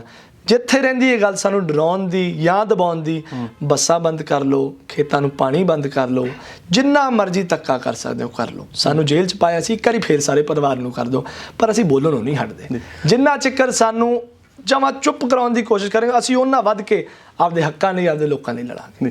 ਤੁਸੀਂ ਆਖਿਆ ਕਿ ਵੜਿੰਗ ਸਾਹਿਬ ਸਾਨੂੰ ਕੱਢਣਾ ਚਾਹੁੰਦੇ ਆ, ਗਿੱਦੜਬਾਹਾ ਹਲਕੇ 'ਚੋਂ ਸਾਨੂੰ ਡਰਾਉਣਾ ਚਾਹੁੰਦੇ ਆ, ਪਰ ਮੈਂ ਇੱਕ ਵੜਿੰਗ ਸਾਹਿਬ ਦੀ ਮੁਲਾਕਾਤ ਸੁਣ ਰਿਹਾ ਸੀ। ਉਹ ਕਹਿੰਦੇ ਮੈਨੂੰ ਤਾਂ ਉਹਨਾਂ ਚਿਰ ਸਵਾਦ ਨਹੀਂ ਆਉਂਦਾ ਜਿੰਨਾ ਚਿਰ ਅਗਲਾ ਜਿਹੜਾ ਵਿਰੋਧੀ ਆ ਮੇਰੀ ਟੱਕਰ ਦਾ ਨਾ ਹੋਵੇ। ਫਿਰ ਤੁਹਾਨੂੰ ਕਿਉਂ ਕੱਢਣਾ ਚਾਹੁੰਦੇ ਆ? ਇਹ ਤਾਂ ਜੀ ਉਹਨਾਂ ਨੂੰ ਪੁੱਛੋ, ਮੈਂ ਹੁਣ ਕੀ ਦੱਸ ਸਕਦਾ ਉਹਨਾਂ ਨੂੰ ਸੁਪਨੇ ਸਾਡੇ ਕਿਉਂ ਆਉਂਦੇ ਆ। ਵਿਰੋਧੀ ਟੱਕਰ ਦਾ ਤਾਂ ਫਿਰ ਲੈਣ ਸਵਾਦ ਆ ਜਾਓ। ਇਹਨਾਂ ਨੂੰ ਆਏ ਪੁੱਛੋ, ਜਦੋਂ ਅਸੀਂ ਕੋਈ ਸਵਾਲ ਪੁੱਛਦੇ ਆ ਤੇ ਉਹਦਾ ਜਵਾਬ ਵੀ ਦਿਆ ਕਰਨ। ਸਾਡੇ MC ਸਾਹਿਬਾਨਾਂ ਨੂੰ ਗੰਦੀਆਂ ਗਾਲਾਂ ਕੱਢਦੇ ਨੇ, ਗੰਦੇ ਤਰੀਕੇ ਨਾਲ ਉਹਨਾਂ ਨਾਲ ਗੱਲਬਾਤ ਕਰਦੇ ਨੇ। ਜੇ ਅਸੀਂ ਕੋਈ ਛੋਟੀ ਜਾਤੀ ਦਾ ਉੱਥੋਂ MC 7 ਨੰਬਰ ਵਾਰਡ 'ਚੋਂ ਉਠਾਉਂਦੇ ਆ, ਉਹਨੂੰ ਆਏ ਕਹਿੰਦੇ ਆ ਕਿ ਇਹਨਾਂ ਨੂੰ ਜਰਨਲ ਬੰਦਾ ਨਹੀਂ ਇੱਥੇ ਆਇਆ। ਐਦੂ ਸ਼ਰਮਨਾਕ ਬਿਆਨ ਕਿਸੇ MLA ਦੇ ਹੋ ਸਕਦੇ ਆ? ਫਰੀਦਕੋਟ ਅੰਦਰ ਜਾ ਕੇ ਕਤਲੇਆਮ ਹੋਇਆ, ਤੁਹਾਡਾ ਨਾਂ ਲਿਆ ਗਿਆ, ਅਸੀਂ ਤੁਹਾਡੇ ਵਿਰੋਧੀ ਆ, ਅਸੀਂ ਉਹਦਾ ਸਵਾਲ ਉਠਾਏ, ਉਹਨਾਂ ਦਾ ਤਾਂ ਜਵਾਬ ਕਦੇ ਦਿੱਤਾ ਨਹੀਂ। ਗੱਲਾਂ ਕੈਮਰੇ ਦੇ ਮੂਹਰੇ ਕਹਿਣੀਆਂ ਕਿ ਸਾਨੂੰ ਵਿਰੋਧੀ ਜਦੋਂ ਟੱਕਰਦਾ ਹੋਵੇ ਸਵਾਦ ਉਦੋਂ ਆਉਂਦਾ, ਤੇ ਹੁਣ ਸਵਾਦ ਲੈਣ ਭੱਜਦੇ ਕਿਉਂ ਫਿਰਦੇ ਨੇ? ਜੇ ਪਿੱਛੇ ਛੁਪ ਕੇ ਮੰਤਰੀ ਬਣ ਕੇ ਜੇ ਤੁਸੀਂ ਸਾਡਾ ਛੋਟਾ ਮੋਟਾ ਨੁਕਸਾਨ ਕਰ ਲਓਗੇ, ਇਹਨੂੰ ਦਲੇਰੀ ਨਹੀਂ ਕਹਿੰਦੀ। ਦਲੇਰੀ ਤਾਂ ਹੁੰਦੀ ਹੈ ਜਿਹੜੇ ਲੋਕਾਂ ਤੋਂ ਤੁਸੀਂ ਪਹਿਲਾਂ ਵੋਟਾਂ ਮੰਗੀਆਂ। ਸਾਡੇ ਨਾਲ ਇਕੁਅਲ ਮੈਦਾਨ 'ਚ ਆਓ, ਵੋਟਾਂ ਮੰਗੋ, ਲੋਕਾਂ ਨੂੰ ਮਿਲੋ। ਜਦੋਂ ਲੋਕਾਂ ਨੂੰ ਮਿਲਣ ਟਾਈਮ ਉੱਥੋਂ ਤੁਸੀਂ ਭੱਜ ਜਾਂਦੇ ਹੋ। ਸਿਰਫ ਗੱਲਾਂ ਨਹੀਂ ਹੁੰਦੀਆਂ, ਐਕਸ਼ਨ ਵੀ ਲਓ, ਔਨ ਗਰਾਊਂਡ ਲੋਕਾਂ ਨੂੰ ਮਿਲੋ, ਫਿਰ ਤਾਂ ਸਵਾਦ ਆਉਂਦਾ। ਕੱਲਾ ਕੈਮਰੇ ਤੇ ਕਹਿੰਦਾ ਕਿ ਜੀ ਮੈਨੂੰ ਤਾਂ ਸਵਾਦ ਤਾਂ ਆਉਂਦਾ ਜੇ ਵਿਰੋਧੀ ਤਕੜਾ ਹੋਵੇ। ਵਿਰੋਧੀ ਤਾਂ ਹੁਣ ਪੂਰਾ ਤਕੜਾ ਜੀ, ਲਓ ਸਵਾਦ, ਹੁਣ ਭੱਜੋ ਨਾ, ਫਿਰ ਸਵਾਦ ਆਏਗਾ। ਕਹਿੰਦੇ 2019 ਦੇ ਵਿੱਚ ਵੀ ਕਹਿੰਦੇ ਮੈਂ ਗੁੱਡੀਆਂ ਤਾਂ ਕਹਿੰਦੇ ਪੂਰੀਆਂ ਘਸਾਤੀਆਂ ਸੀ ਪੂਰੀ ਤਰ੍ਹਾਂ ਦੇ ਨਾਲ, ਕੱਚ ਕਹਿੰਦੇ ਥੋੜੀ ਜਿਹੀ ਰਹਿ ਗਈ। ਵੜਿੰਗ ਸਾਹਿਬ ਆਖਦੇ ਆ ਕਹਿੰਦੇ ਥੋੜੀ ਬਹੁਤੀ ਜਿਹੜੀ ਹੈਗੀ ਆ ਕੱਚ ਰਹਿ ਗਈ, ਪਰ ਐਤਕੀ ਕਹਿੰਦੇ ਉਹ ਵੀ ਨਹੀਂ ਛੱਡਣ ਦਿੰਦਾ। ਇਹ ਤਾਂ ਜੀ ਗੱਲਾਂ ਨੇ, ਜਿੰਨੀਆਂ ਮਰਜ਼ੀ ਕਰ ਲਓ। ਹੁਣ ਮੈਂ ਇਹੋ ਜਿਹਨਾਂ ਦੀ ਬੇਤੁਕੇ ਬਿਆਨਾਂ 'ਚ ਨਹੀਂ ਬਿਲੀਵ ਕਰਦਾ। ਤੁਸੀਂ ਰਿਸਪੈਕਟਡ ਆਦਮੀ ਹੋ। ਇਹਨਾਂ ਨੇ ਲੇਡੀਜ਼ ਖਿਲਾਫ ਵੀ ਬਾਹਲਾ ਬੋਲਿਆ, ਕਹਿੰਦੇ ਕਿ ਮੈਂ ਟਰੈਕਟਰ ਦੇ ਟਾਇਰ ਘਸਾਤੇ, ਗੁੱਡੀਆਂ ਘਕਾਤੀਆਂ। ਇਹੋ ਜਿਹੀ ਕੋਈ ਗੱਲ ਨਹੀਂ ਹੁੰਦੀ। ਜੇ ਤੁਸੀਂ 19 'ਚ ਐਡੇ ਹੀ ਸ਼ੇਰ ਸੀ ਤਾਂ ਤੁਸੀਂ ਇਲੈਕਸ਼ਨ ਜਿੱਤ ਲੈਂਦੇ। ਤੁਹਾਡਾ ਅੱਡੀ ਚੋਟੀ ਦਾ ਜ਼ੋਰ ਲੱਗਿਆ, ਪਤਾ ਚੱਲਿਆ ਨਾ ਜਦੋਂ ਅੱਗੇ ਕੰਮ ਕੀਤੇ ਸੀ ਤੇ ਕੰਮ ਬੋਲਦੇ ਸੀ। ਜਿੱਥੇ ਜਾ ਕੇ ਕਹਿੰਦੇ ਕਿ ਬਈ ਇੱਥੇ ਕੰਮ ਦੱਸੋ ਕੀ ਕਰਾਉਣਾ, ਇੰਟਰਲੋਕ ਅਕਾਲੀ ਦਲ ਦੀ ਲੱਗੀ ਹੁੰਦੀ ਸੀ, ਪਾਣੀ ਅਕਾਲੀ ਦਲ ਦਾ ਆਉਂਦਾ ਸੀ, RO ਸਿਸਟਮ ਲੱਗੇ ਹੁੰਦੇ ਸੀ, ਨਿੱਕੇ ਨਿੱਕੇ ਪਿੰਡਾਂ ਅੰਦਰ ਕਰੋੜਾਂ ਦੀਆਂ ਗ੍ਰਾਂਟਾਂ ਸੀ, ਕੰਮ ਬੋਲਦਾ ਸੀ ਤੇ ਅੱਗੇ ਫਿਰ ਜਿੱਤ ਲੈਂਦੇ। ਇਹ ਤਾਂ ਗੱਲਾਂ ਨੇ ਜੀ। ਜਦੋਂ ਹਾਰ ਗਏ ਕਹਿੰਦੇ ਬਸ਼ਰਮਾ ਦੀ ਡੁੱਲ ਗਈ ਦਾਲ, ਤੇ ਆਖੇ ਯਾਰ ਤਾਂ ਡੋਲ ਡੋਲ ਖਾਂਦੇ ਆ। ਤੁਹਾਡੇ ਤੋਂ ਜਿੱਤੀ ਇਲੈਕਸ਼ਨ ਨਹੀਂ ਗਏ, ਹੁਣ ਕਹਿੰਦੇ ਕਿ ਚਲੋ ਜਿੱਤਿਆ ਤਾਂ ਗਿਆ ਨਹੀਂ ਪਰ ਮੈਂ ਟਾਇਰ ਘਸਾਤੇ। ਆ ਕੋਈ ਬੇਤੁਕੀਆਂ ਬਿਆਨਾਂ 'ਚ ਨਹੀਂ ਆਈਦਾ। ਇਲੈਕਸ਼ਨ ਲੜੋ ਤੇ ਸਵਾਦ ਆਓ। ਤੇ 2019 ਅੰਦਰ ਜੇ ਤੁਸੀਂ ਸਾਡੇ ਵੇਰਵੇ ਦੇਖੋ, ਅਸੀਂ ਤਾਂ ਗਿੱਦੜਬਾਹਾ ਹਲਕੇ ਤੋਂ ਵੋਟ ਵਧਾਈ ਸੀ, ਤੇ ਜੇ ਅਸੀਂ 19 'ਚ ਵਧਾਤੀ ਜਦੋਂ ਕਾਂਗਰਸ ਸਰਕਾਰ ਦਾ ਇੰਨਾ ਪ੍ਰੈਸ਼ਰ ਸੀ, ਇਹਨਾਂ ਦਾ ਇੰਨਾ ਧੱਕਾ ਚੱਲਿਆ, ਸਾਡੇ ਲੋਕਾਂ ਨੂੰ ਡਰਾਇਆ ਧਮਕਾਇਆ ਗਿਆ, ਜੇ ਅਸੀਂ 19 'ਚ 3000 ਵਧਾ ਲਏ ਤੇ 2022 'ਚ ਤਾਂ ਦੇਖਿਓ ਕੀ ਬਣਦਾ। ਮੈਂ ਪਹਿਲਾਂ ਬਿਆਨ ਨਹੀਂ ਜੀ ਦਿੱਤੇ ਕਦੇ ਐਵੇਂ ਕਿ ਅਸੀਂ ਆਹ ਕਰ ਦਾਂਗੇ ਉਹ ਕਰ ਦਾਂਗੇ। ਇਹਨਾਂ ਦੇ ਬੇਤੁਕੇ ਜਿਹੇ ਬਿਆਨ ਹੁੰਦੇ ਆ ਤੇ ਨਾ ਹੀ ਲੋਕ ਇਹਨਾਂ ਨੂੰ ਸੀਰੀਅਸਲੀ ਲੈਂਦੇ ਕਿ ਗੁੱਡੀਆਂ ਘਕਾਤੀਆਂ, ਚੀਕਾਂ ਕਢਾਤੀਆਂ, ਟਾਇਰ ਘਸਾਤੇ। Behave like a responsible politician, ਕੰਮ ਕਰੋ, ਲੋਕਾਂ 'ਚ ਵਿਚਰੋ, ਫਿਰ ਤਾਂ ਸਵਾਦ ਆਏ। ਲੋਕਾਂ ਤੋਂ ਭੱਜਦੇ ਫਿਰਦੇ ਹੋ ਤੇ ਵੱਡੇ ਵੱਡੇ ਬਿਆਨ ਟੀਵੀਆਂ ਮੂਹਰੇ ਕੀ ਗੁੱਡੀਆਂ ਕਕਾਦੀਆਂ, ਇਹੋ ਜਿਹਾ ਕੁਝ ਨਹੀਂ ਹੁੰਦਾ ਜੀ। ਇੱਕ ਯੂਥ ਲੀਡਰ ਹੋਣ ਦੇ ਨਾਤੇ ਬਾਈ ਤੁਸੀਂ ਯੂਥ ਦੇ ਵਿੱਚ ਰੋਜ਼ਾਨਾ ਵਿਚਰਦੇ ਰਹਿੰਦੇ ਹੋ, ਕੀ ਲੱਗਦੀ ਹੈ ਕਾਂਗਰਸ ਆਖਦੀ ਹੈ ਕਿ ਯੂਥ ਨੂੰ ਅਸੀਂ ਨੌਕਰੀ ਜਿਹੜੀ ਹੈਗੀ ਆ ਉਹ ਦੇ ਦਿੱਤੀ ਆ, ਤੁਸੀਂ ਯੂਥ ਦੇ ਵਿੱਚ ਰੋਜ਼ਾਨਾ ਵਿਚਰਦੇ ਹੋ, ਕੀ ਲੱਗਦਾ ਕਿ ਕਾਂਗਰਸ ਦੀ ਜਿਹੜੀ ਨੌਕਰੀਆਂ ਕਾਂਗਰਸ ਨੇ ਯੂਥ ਨੂੰ ਦਿੱਤੀਆਂ ਨੇ, ਯੂਥ ਸੰਤੁਸ਼ਟ ਆ? ਬਿਲਕੁਲ ਨਹੀਂ, ਇਹਨਾਂ ਤੋਂ ਦੋ ਹੀ ਨੌਕਰੀਆਂ ਦੇ ਦਿੱਤੀਆਂ, ਜਿਹੜਾ ਇਹਨਾਂ ਨੇ ਆਪਦੇ ਮੰਤਰੀਆਂ ਨੂੰ ਦਿੱਤੀ, ਜਿਹੜੇ MLAs ਨੂੰ ਦਿੱਤੀ। ਕੈਪਟਨ ਸਾਹਿਬ ਨੇ ਗੁਟਕਾ ਸਾਹਿਬ ਦੀ ਸਹੁੰ ਚੱਕ ਕੇ ਕਿਹਾ ਸੀ ਕਿ ਮੈਂ ਘਰ ਘਰ ਰੋਜ਼ਗਾਰ ਦਊਂਗਾ, ਮੈਂ ਨਸ਼ਾ ਖਤਮ ਕਰੂੰਗਾ, ਬੇਰੁਜ਼ਗਾਰੀ ਭੱਤੇ ਦਊਂਗਾ ਤੇ ਟੈਕਸੀਆਂ ਖੁਲਵਾ ਕੇ ਦਊਂਗਾ। ਹੁਣ ਜਿਹੜੇ ਲੋਕਾਂ ਕੋਲ ਅਸੀਂ ਜਾਂਦੇ ਆ, ਹੁਣ 100 ਬੰਦਾ ਤਾਂ ਹੁੰਦਾ ਹੀ ਆ, ਮੈਂ ਤਾਂ ਆਹੀ ਸਵਾਲ ਪੁੱਛਦਾ ਵੀ ਦੱਸੋ ਕਿਹਨੂੰ ਨੌਕਰੀ ਮਿਲੀ, ਹੱਥ ਖੜੇ ਕਰ ਦਿਓ। 100 ਬੰਦੇ ਜੋ ਇੱਕੋ ਹੀ ਖੜਾ ਕਰਦੇ, ਮੈਂ ਪਿੱਛੇ ਤਾਂ ਮੁੜ ਜਾ ਕਿ ਹਾਂ ਨੌਕਰੀ ਮਿਲੀ ਆ। ਕਰੋੜਾਂ ਰੁਪਈਆ ਇਕੱਠੇ ਕਰ ਲਏ ਸਬ ਇੰਸਪੈਕਟਰਾਂ ਦੇ ਐਗਜ਼ਾਮਾਂ ਭਰਾਉਣ ਲਈ, ਫਿਰ ਤੁਸੀਂ ਉਦੋਂ ਬਾਅਦ ਸਾਰੀਆਂ ਭਰਤੀਆਂ ਰੱਦ ਕਰ ਦਿਓ, ਕਿਹੜੀਆਂ ਨੌਕਰੀਆਂ ਦੀ ਗੱਲਾਂ ਕਰਦੇ ਨੇ? ਮੈਂ ਉਹੀ ਗੱਲ ਤੇ ਵਾਪਸ ਆ ਰਿਹਾ ਜੀ। ਸਾਰੇ ਕੈਮਰਾ ਮੂਹਰੇ ਕਮਰੇ 'ਚ ਬੰਦ ਬੈਠ ਕੇ ਗੱਲਾਂ ਕਰਨੀਆਂ ਸੌਖੀਆਂ ਨੇ, ਸੱਥਾਂ ਤੇ ਚੜੋ ਤੇ ਲੋਕਾਂ ਦੇ ਮੂਹਰੇ ਕਹੋ ਕਿ ਹਾਂ ਨੌਕਰੀ ਦਿੱਤੀ ਹੈ, ਫਿਰ ਤਾਂ ਮੈਂ ਮੰਨਾਂ। ਇਕੱਠੇ ਕਰੋ ਜਿਹਨੇ ਲੋਕਾਂ ਨੂੰ ਨੌਕਰੀ ਦਿੱਤੀ ਆ, ਬਿਨਾਂ ਮਤਲਬ ਦੇ ਸੋਚੇ ਡਰਾਮੇ ਕਿਸੇ ਨੂੰ। ਮੈਂ ਪਹਿਲੀ ਗੱਲ ਤੇ ਫੇਰ ਆ ਰਿਹਾ, ਲੋਕਾਂ ਨੂੰ ਯਾਦ ਹੈ ਕਿੰਨੇ ਵਾਅਦੇ ਕੀਤੇ ਸੀ, ਲੋਕਾਂ ਨੂੰ ਯਾਦ ਹੈ ਕਿੰਨੇ ਵਾਅਦੇ ਪੂਰੇ ਕੀਤੇ ਆ, ਉਹ 2022 'ਚ ਪਤਾ ਲੱਗੇਗਾ। ਉਦੋਂ ਪਹਿਲਾਂ ਬੋਲਣ ਦਾ ਕੋਈ ਫਾਇਦਾ ਨਹੀਂ, ਤਾਂ ਫੜਾ ਮਾਰਦੇ ਨੇ, ਮਾਰੀ ਜਾਣ ਜੀ। ਅੱਛਾ, ਯੂਥ ਦੇ ਲਈ ਬਾਈ ਸ਼੍ਰੋਮਣੀ ਅਕਾਲੀ ਦਲ ਨੇ ਇੱਕ ਹੋਰ ਬਿਆਨ ਦਿੱਤਾ ਹੈ ਕਿ ਜੇਕਰ ਸਾਡੀ ਸਰਕਾਰ ਜਿਹੜੀ ਹੈਗੀ ਆਉਂਦੀ ਆ, ਅਸੀਂ 10 ਲੱਖ ਰੁਪਇਆ ਜਿਹੜਾ ਯੂਥ ਨੂੰ ਦੇਵਾਂਗੇ। ਜੋ ਵੀ ਜਿਹੜਾ ਬੱਚਾ ਆ ਉਹ ਚਾਹੁੰਦਾ, ਵਿਦਿਆਰਥੀ ਚਾਹੁੰਦਾ ਹੈ ਬਾਹਰ ਜਾ ਕੇ ਪੜ੍ਹਨਾ, ਤਾਂ ਇਹਦੇ ਤੇ ਵਿਰੋਧੀਆਂ ਨੇ ਤੰਜ ਬੜੇ ਕੱਸੇ ਆ। ਵਿਰੋਧੀ ਕਹਿੰਦੇ ਕਿ ਅਸੀਂ ਤਾਂ ਚਾਹੁੰਦੇ ਹਾਂ ਕਿ ਸਾਡੇ ਯੂਥ ਨੂੰ ਇੱਧਰ ਹੀ ਨੌਕਰੀ ਮਿਲੇ, ਅਸੀਂ ਤਾਂ ਚਾਹੁੰਦੇ ਹਾਂ ਕਿ ਸਾਡਾ ਯੂਥ ਇੱਧਰ ਹੀ ਸਕਸੈਸ ਹੋਵੇ, ਤੇ ਸ਼੍ਰੋਮਣੀ ਅਕਾਲੀ ਦਲ ਵਾਲੇ ਚਾਹੁੰਦੇ ਆ ਕਿ ਸਾਡਾ ਯੂਥ ਨੂੰ ਅਸੀਂ ਪੈਸੇ ਵੀ ਦੇ ਰਹੇ ਹਾਂ, ਤੁਸੀਂ ਭਾਈ ਬਾਹਰ ਵਗ ਜਾਓ, ਜਦੋਂ ਮਰਜ਼ੀ ਮੋੜ ਦਿਓ। ਪੰਜਾਬੀ 'ਚ ਕਹਿੰਦੇ ਨੇ ਛੋਟੀ ਸੋਚ ਤੇ ਪੈਰ ਦੀ ਮੋਚ ਬੰਦੇ ਨੂੰ ਕਦੇ ਗਾਹ ਨਹੀਂ ਵਧਣ ਦਿੰਦੀ ਹੁੰਦੀ। ਜੇ ਕਿਸੇ ਨੇ ਪੰਜਾਬ 'ਚ ਰਹਿ ਕੇ ਪੜ੍ਹਨਾ, ਜੀ ਸਦਕੇ ਪੜ੍ਹੇ, ਪਰ why should any Punjabi feel ਕਿ ਯਾਰ ਮੇਰੇ ਤੋਂ ਬਾਹਰ ਨਹੀਂ ਪੜ੍ਹਿਆ ਜਾ ਰਿਹਾ? ਤੁਸੀਂ ਜਾਣਦੇ ਹੋ ਲੋਕ ਜ਼ਮੀਨਾਂ ਵੇਚ ਕੇ ਬਾਹਰ ਪੜ੍ਹਨ ਜਾਂਦੇ ਆ। ਬਹੁਤ ਬੱਚੇ ਇਹੋ ਜਿਹੇ ਕਿ ਜਿਹੜੇ ਆਪਦੇ ਮਾਂ ਪਿਓ ਦੇ ਗਹਿਣੇ ਰੱਖ ਕੇ ਜਾਂਦੇ ਕਿ ਯਾਰ ਮੈਂ ਬਸ 5 ਸਾਲ ਪੜ੍ਹਿਆ, ਮੈਂ ਨੌਕਰੀ ਵਧੀਆ ਮਿਲੂਗੀ। ਇਹੋ ਜਿਹੀ ਗੱਲ ਹੈ, ਮੰਨਦੇ ਹੋ ਤੁਸੀਂ? ਤੇ ਇਹੋ ਜਿਹੇ ਇਨਸਾਨ ਨੂੰ ਜਿਹੜਾ ਸੱਚੀ ਬਾਹਰ ਜਾ ਕੇ ਪੜ੍ਹਨਾ ਚਾਹੁੰਦਾ, ਜੇ ਮੇਰੇ ਵਰਗਾ ਕੋਈ ਮੁੰਡਾ ਨਾਲ ਦਾ ਕੋਈ ਲੰਡਨ ਜਾ ਕੇ ਪੜ੍ਹ ਕੇ ਵਾਪਸ ਆਏ, ਬੜੀ ਛੋਟੀ ਜਿਹੀ ਗੱਲ ਹੈ ਕਿ ਉਹਨੂੰ 1 ਲੱਖ ਰੁਪਈਆ ਮਹੀਨੇ ਦੀ ਨੌਕਰੀ ਤੇ ਉਹਨੂੰ ਚੰਗਾ ਵਕੀਲ ਬਣ ਸਕਦਾ, ਚੰਗਾ ਲੈਕਚਰਾਰ ਬਣ ਸਕਦਾ, ਬਹੁਤ ਕੁਝ ਕਰ ਸਕਦਾ। ਤੇ 10 ਲੱਖ ਰੁਪਈਆ ਤਾਂ ਉਹ ਸਾਲ 2 ਸਾਲਾਂ ਅੰਦਰ ਹੀ ਲਾ ਦੇਗਾ। ਕਿਉਂ ਤੁਸੀਂ ਕਿਸੇ ਦੀ ਐਬਿਲਿਟੀ ਨੂੰ ਮੈਂ ਉਹੀ ਗੱਲ, ਛੋਟੀ ਸੋਚ ਹੈ। ਪੰਜਾਬ 'ਚ ਯੂਨੀਵਰਸਿਟੀਆਂ, ਮਹਾਰਾਜਾ ਰਣਜੀਤ ਸਿੰਘ ਯੂਨੀਵਰਸਿਟੀ ਇੱਥੇ, ਘੁੱਦੇ ਵਰਗੀ ਥਾਂ 'ਚ ਯੂਨੀਵਰਸਿਟੀਆਂ ਅਸੀਂ ਲੈ ਗਏ ਜਿੱਥੇ ਕਦੇ ਪਿੰਡਾਂ 'ਚ ਸੋਚਿਆ ਨਹੀਂ ਸੀ। ਜਿਹਨੇ ਪੜ੍ਹਨਾ ਇੱਥੇ ਰਹਿ ਕੇ ਪੜ੍ਹੇ, ਤੇ ਜਿਹਨੇ ਬਾਹਰ ਜਾਣਾ ਉਹ ਬਾਹਰ ਜਾ ਕੇ ਪੜ੍ਹੇ। ਇਹ ਤਾਂ ਇੱਕ ਸਹੂਲਤ ਦਿੱਤੀ ਗਈ ਆ, ਤੇ ਦਿੱਤੀ ਵੀ ਸਟੂਡੈਂਟਸ ਵਾਸਤੇ ਆ। ਇਹ ਉਹੀ ਗੱਲ ਆ ਜੀ ਕਿ ਇਹਨਾਂ ਦੀ ਸੋਚ ਹੀ ਇੰਨੀ ਛੋਟੀ ਆ ਕਿ ਇਹ ਕਹਿੰਦੇ ਕੁਝ ਨਵੀਂ ਸਕੀਮ ਲਿਆਏ, ਅਸੀਂ ਇਹਦੇ ਖਿਲਾਫ ਤਾਂ ਕੁਝ ਬੋਲ ਨਹੀਂ ਸਕਦੇ, ਐਂ ਕਹਿ ਦਿਓ ਕਿ ਸਕੀਮ ਮਾੜੀ ਆ। ਜਿਹਨੇ ਇੱਥੇ ਰਹਿਣਾ ਜੀ ਸਦਕੇ ਪੜ੍ਹੇ, ਇੱਥੇ ਆਪਸ਼ਨ ਦਾ ਕੋਈ ਘਾਟਾ ਨਹੀਂ। ਜਿਹਨੇ ਬਾਹਰ ਜਾਣਾ, ਉਸ ਮੁੰਡੇ ਨੂੰ ਆਪਦੇ ਪਿਓ ਦੀ ਜ਼ਮੀਨ ਨਾ ਵਿਕਾਊ ਕਰਨੀ ਪਵੇ। ਉਸ ਮੁੰਡੇ ਨੇ ਜਾਂ ਕਿਸੇ ਕੁੜੀ ਨੇ ਜੇ ਬਾਹਰ ਪੜ੍ਹਨਾ, ਉਹਨੂੰ ਆਪਦੇ ਮਾਂ ਦੇ ਗਹਿਣੇ ਨਾ ਰੱਖਣੇ ਪੈਣ ਕਿ ਬਈ ਮੈਂ ਹੁਣ ਪੜ੍ਹਨ ਜਾਣਾ ਤੇ ਮੈਨੂੰ ਆਪਦੇ ਮਾਤਾ ਦੇ ਗਹਿਣੇ ਰੱਖ ਕੇ ਜ਼ਮੀਨ ਵੇਚ ਕੇ ਪੈਸੇ ਲੈ ਕੇ ਮੈਂ ਪੜ੍ਹਨ ਚੱਲੀ ਆ ਜਾਂ ਪੜ੍ਹਨ ਚੱਲਿਆ, 3 ਸਾਲਾਂ ਬਾਅਦ ਪੜ੍ਹ ਕੇ ਕਮਾਊਂਗਾ ਜਾਂ ਕਮਾਊਂਗੀ ਤੇ ਆਪਦੇ ਘਰਦਿਆਂ ਨੂੰ ਸਮਾਨ ਲੈ ਕੇ। ਕਿੱਡੀ ਕੁ ਵੱਡੀ ਗੱਲ ਹੈ। ਪਰ ਇਹ ਕਈ ਲੋਕਾਂ ਦੀ ਸੋਚ ਇਹੋ ਜਿਹੀ ਹੈ ਜੀ, ਸੋਚ ਨਹੀਂ ਬਦਲ ਸਕਦੇ।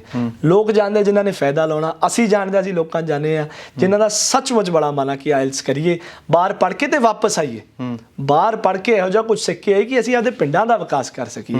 ਇਹਨਾਂ ਲੋਕਾਂ ਵਾਸਤੇ ਬਹੁਤ ਚੰਗੀ ਸਕੀਮ। ਪਰ ਬਈ ਤੁਸੀਂ ਕਿਹਾ ਕਿ ਬਾਹਰ ਪੜ੍ਹ ਕੇ ਯੂਥ ਵਾਪਸ ਆਉਂਦਾ, ਜੇਕਰ ਅਸੀਂ ਆਪਣੇ ਆਲੇ ਦੁਆਲੇ ਤੇ ਨਿਗਾਹ ਮਾਰ ਲਈਏ, ਪਿੰਡਾਂ ਦੇ ਵਿੱਚ ਨਿਗਾਹ ਮਾਰ ਲਈਏ, ਤਾਂ ਸ਼ਾਇਦ 10 ਘਰਾਂ ਦੇ ਵਿੱਚੋਂ ਇੱਕ ਵੀ ਜਵਾਕ ਇਹੋ ਜਿਹਾ ਨਹੀਂ ਹੋਣਾ ਜਿਹੜਾ ਬਾਹਰੋਂ ਪੜ੍ਹ ਕੇ ਵਾਪਸ ਆਇਆ। ਸਗੋਂ ਦੀ ਇੱਥੋਂ ਜਾਂਦਾ, ਉਸ ਤੋਂ ਬਾਅਦ ਆਪਦੇ ਮਾਪਿਆਂ ਨੂੰ ਵੀ ਬਾਹਰ ਲੈ ਜਾਂਦਾ। ਫਿਰ ਕਿਵੇਂ? ਤਾਂ ਹੀ ਜਿਹੜਾ ਤੰਜ ਇਸ ਬਿਆਨ ਤੇ ਕੱਸਿਆ ਗਿਆ। ਮੈਂ ਤੁਹਾਨੂੰ ਦੱਸਦਾ ਜੀ, ਅਸਲ 'ਚ ਨਾ ਜਿਹੜੇ ਬੰਦੇ ਤਾਂ ਬਾਹਰ ਜਾਂਦੇ ਸੈਟਲ ਹੋਣ ਵਾਸਤੇ, PR ਕਰਨ ਵਾਸਤੇ, ਕੁਛ ਬੜੀ ਸਿੰਪਲ ਜੀ ਗੱਲ ਹੈ। ਕਈ ਪਿੰਡਾਂ ਦੇ ਪਿੰਡ ਖਾਲੀ ਹੋ ਚੁੱਕੇ ਆ, ਉਹਨਾਂ ਦਾ ਪਲਾਨ ਹੁੰਦਾ ਕਿ ਬਾਹਰ ਪੜ੍ਹ ਕੇ ਨਹੀਂ ਜਾਣਾ, ਕੰਮ ਕਰਨ ਜਾਣਾ ਤੇ ਉੱਥੇ ਸੈਟਲ ਹੋ ਜਾਣਾ। ਇਹ ਪਾਲਿਸੀ ਹੈਗੀ ਹੈ ਜਿਹੜੇ ਲੋਕ ਪੜ੍ਹਨਾ ਚਾਹੁੰਦੇ। Very easy to differentiate. ਇਹ ਪੜ੍ਹਾਈ ਵਾਸਤੇ ਤੇ ਤੁਹਾਨੂੰ ਲੋਨ ਜਿਹੜਾ ਜਿਹੜੀ ਸਿਕਿਉਰਿਟੀ ਆ ਉਹ ਵੀ ਪੰਜਾਬ ਸਰਕਾਰ ਦੇਵੇਗੀ ਜੇ ਸੁਖਬੀਰ ਸਿੰਘ ਬਾਦਲ ਸਾਹਿਬ CM ਬਣਦੇ ਨੇ। ਤੇ ਬੜੀ ਸਿੰਪਲ ਜੀ ਗੱਲ ਆ ਜੀ। ਪਰ ਹਰ ਚੀਜ਼ ਦਾ ਤੁਹਾਨੂੰ ਇੱਕ ਰਿਸਕ ਫੈਕਟਰ ਹੁੰਦਾ। ਜਿਹੜੇ ਬੰਦੇ ਪੜ੍ਹਨਾ ਚਾਹੁੰਦੇ, ਜਿਹੜੇ ਬੱਚੇ ਪੜ੍ਹਨਾ ਚਾਹੁੰਦੇ, ਉਹਨਾਂ ਦੇ ਲਾਭ ਵਾਸਤੇ ਆ। ਹੁਣ ਐਂ ਤਾਂ ਆਟਾ ਦਾਲ ਵੀ ਕਈ ਥਾਵਾਂ ਤੇ ਹੁਣ ਇਹਨਾਂ ਨੇ ਬੰਦ ਕਰ ਦਿੱਤੀ ਆ, ਆਟਾ ਦਾਲ ਵੀ ਗਲਤ ਦਿੰਦੇ ਆ, ਪਰ 99% ਤਾਂ ਭੁੱਖੇ ਦੇ ਢਿੱਡ ਅੰਦਰ ਖਾਣਾ ਡਾਲਦੀ ਆ ਨਾ। ਹੁਣ ਜੇ ਤੁਸੀਂ ਐਂ ਕਹੋ ਕਿ ਸਟੂਡੈਂਟ ਇੰਨੇ ਭੇਜਤੇ ਜੀ, ਉਹਨਾਂ 'ਚ ਹੁਣ 2-4 ਗਏ ਨਹੀਂ, ਤਾਂ ਇਹ ਤਾਂ ਬਹੁਤ ਮਾੜੀ ਗੱਲ ਹੋਊਗੀ। 99% ਫਾਇਦਾ 0.1% ਜੇ ਨੁਕਸਾਨ ਹੋ ਇਹਦਾ ਵੀ ਕੋਈ ਨਾ ਕੋਈ ਰੁਕ ਨਿਕਲ ਆਏਗਾ, ਕੋਈ ਇਹਦਾ ਹੱਲ ਨਿਕਲ ਆਏਗਾ। ਜੇ ਤੁਸੀਂ ਟੋਟਲ ਸਕੀਮ ਨੂੰ, ਮੈਂ ਤੁਹਾਨੂੰ ਦੱਸਿਆ ਜੀ ਕਿਵੇਂ ਬੱਚੇ ਪੜ ਜਾਂਦੇ ਆ, ਤੁਸੀਂ ਟੋਟਲ ਸਕੀਮ ਨੂੰ ਐਂ ਕਹਿ ਦਿਓ ਕਿ ਯਾਰ ਇਹ ਤਾਂ ਜਵਾਕ ਹੀ ਭੱਜ ਜਾਣਗੇ, ਇਹਨਾਂ ਨੂੰ ਤਾਂ ਪੈਸੇ ਹੀ ਨਹੀਂ ਦੇਣੇ, ਜਵਾਕ ਦੇ ਬਾਹਰ ਨਾ ਰਹਿਣ, ਇਹਨਾਂ ਨੂੰ ਪੜਾਉਣ ਨਾ ਦਿਓ, ਉਹਨਾਂ ਨੇ ਜ਼ਮੀਨ ਵੇਚ ਕੇ ਚੱਲ ਜਾਣਾ। ਇਹਦੇ ਚੰਗਾ ਕੁਝ ਸੌਖਾ ਤਾਂ ਕਦੇ ਮਾਂ ਪਿਓ ਨੂੰ ਭੁੱਖਾ ਤਾਂ ਨਾ ਮਾਰ ਕੇ ਜਾਣ। ਇਸ ਵਾਸਤੇ ਬੜੀ ਚੰਗੀ ਸੋਚ ਨਾਲ ਲਿਆਇਆ। ਗੱਲ ਉੱਥੇ ਆ ਜਿਹਦੀ ਸੋਚ ਹੀ ਛੋਟੀ ਹੋਵੇ ਉਹਨੇ ਪੁੱਠਾ ਹੀ ਸੋਚਣਾ, ਜਿਹਦੀ ਸੋਚ ਚੰਗੀ ਉਹ ਕੋਈ ਮੁੜ ਕੇ ਆਊਗਾ। ਤੇ ਮੈਂ ਬਥੇਰਿਆਂ ਨੂੰ ਜਾਣਦਾ ਜੀ ਜਿਹੜੇ ਬਾਹਰੋਂ ਪੜ੍ਹ ਕੇ ਇੱਥੇ ਵਕੀਲ ਬਣੇ ਆ, ਬਾਹਰੋਂ ਪੜ੍ਹ ਕੇ ਇੱਥੇ ਪੋਲੀਟਿਕਸ ਅੰਦਰ ਆਏ ਆ, ਵਾਹੀ ਕਰਦੇ। ਮੈਂ ਵਾਹੀ ਆਪਦੇ ਖੇਤ ਦੀ ਆਪ ਕਰਦਾ ਜੀ। ਮੈਂ ਲੋਕਾਂ ਨੂੰ ਬੜਾ ਸ਼ੌਕਿੰਗ ਲੱਗਦਾ ਕਿ ਯਾਰ ਤੂੰ ਕਿੰਗਸ ਕਾਲਜ ਪੜ੍ਹਦਾ ਤੇ ਵਾਹੀ ਆਪ ਕਰਦਾ, ਪਰ ਇਹ 'ਚ ਕੋਈ ਸ਼ਰਮ ਵਾਲੀ ਤਾਂ ਗੱਲ ਨਹੀਂ। ਇਹ ਆਪਣੀ ਸੋਚ ਉੱਤੇ ਜਿਹੜਾ ਜਿੰਨਾ ਫਾਇਦਾ ਉਠਾ ਸਕੇ। ਵਿਰੋਧੀਆਂ ਨੇ ਕੰਮ ਹੋਣਾ ਵਿਰੋਧ ਕਰਨਾ। ਅਸੀਂ ਪਹਿਲਾਂ ਜਿਹੜੀ ਸਕੀਮ ਅਕਾਲੀ ਦਲ ਪਹਿਲਾਂ ਲੈ ਕੇ ਆਏ, ਪਹਿਲਾਂ ਵਿਰੋਧ ਕਰਦੇ ਸੀ, ਫਿਰ ਉਹਦੇ ਹੱਕਾਂ 'ਚ ਬੋਲਣ ਲੱਗ ਗਏ, ਹੌਲੀ ਹੌਲੀ ਇਹਦੇ ਵੀ ਹੱਕ 'ਚ ਹੀ ਬੋਲਣ ਲੱਗ ਜਾਣ। ਤੁਸੀਂ ਇੱਕ ਗੱਲ ਹੁਣੇ ਆਖਿਆ ਕਿ ਜੇਕਰ ਸੁਖਬੀਰ ਸਿੰਘ ਬਾਦਲ ਸੀਐਮ ਬਣਦੇ ਨੇ, ਭਾਵੇਂ ਕਲੀਅਰ ਹੈ ਕਿ ਜੇਕਰ ਸ਼੍ਰੋਮਣੀ ਅਕਾਲੀ ਦਲ ਦੀ ਸਰਕਾਰ ਆਉਂਦੀ ਹੈ ਤਾਂ ਪੰਜਾਬ ਦਾ ਸੀਐਮ ਦਾ ਚਿਹਰਾ ਸੁਖਬੀਰ ਸਿੰਘ ਬਾਦਲ ਹੋਣਗੇ। ਇਹ ਜੀ ਬਹੁਤ ਸੀਨੀਅਰ ਗੱਲ ਹੈ। ਹੁਣ ਇਹ ਸਾਡੇ ਪਾਰਟੀ ਪ੍ਰਧਾਨ, ਤੁਸੀਂ ਹੁਣੇ ਇਹ ਗੱਲ ਕਹੀ ਹੈ, ਅਸੀਂ ਤਾਂ ਚਾਹੁੰਦੇ ਹਾਂ ਜੀ ਐਜ਼ ਅ ਯੂਥ ਲੀਡਰ, ਅਸੀਂ ਚਾਹੁੰਦੇ ਕਿ ਸਾਡਾ ਸਾਹਿਬ ਇੱਕ ਵਾਰੀ ਫੇਰ ਸੀਐਮ ਬਣੇ ਤੇ ਪੰਜਾਬ ਨੂੰ ਇਹੋ ਜਿਹੀ ਤਰੱਕੀ ਕਰਾਵੇ ਕਿ ਗੱਲਾਂ ਹੀ ਛੱਡ ਦਿਓ। ਜਿਵੇਂ ਪਿਛਲੀ ਵਾਰ ਡਿਪਟੀ ਸੀਐਮ ਸੀਗੇ, ਸੀਐਮ ਪ੍ਰਕਾਸ਼ ਸਿੰਘ ਬਾਦਲ ਸਾਹਿਬ ਬਣਦੇ ਆ, ਸੁਖਬੀਰ ਜੀ ਬਣਦੇ, ਗੱਲ ਤਾਂ ਉੱਥੇ ਖੜੇ ਜੀ, ਸੋਚ ਦੀ ਗੱਲ ਹੈ ਨਾ।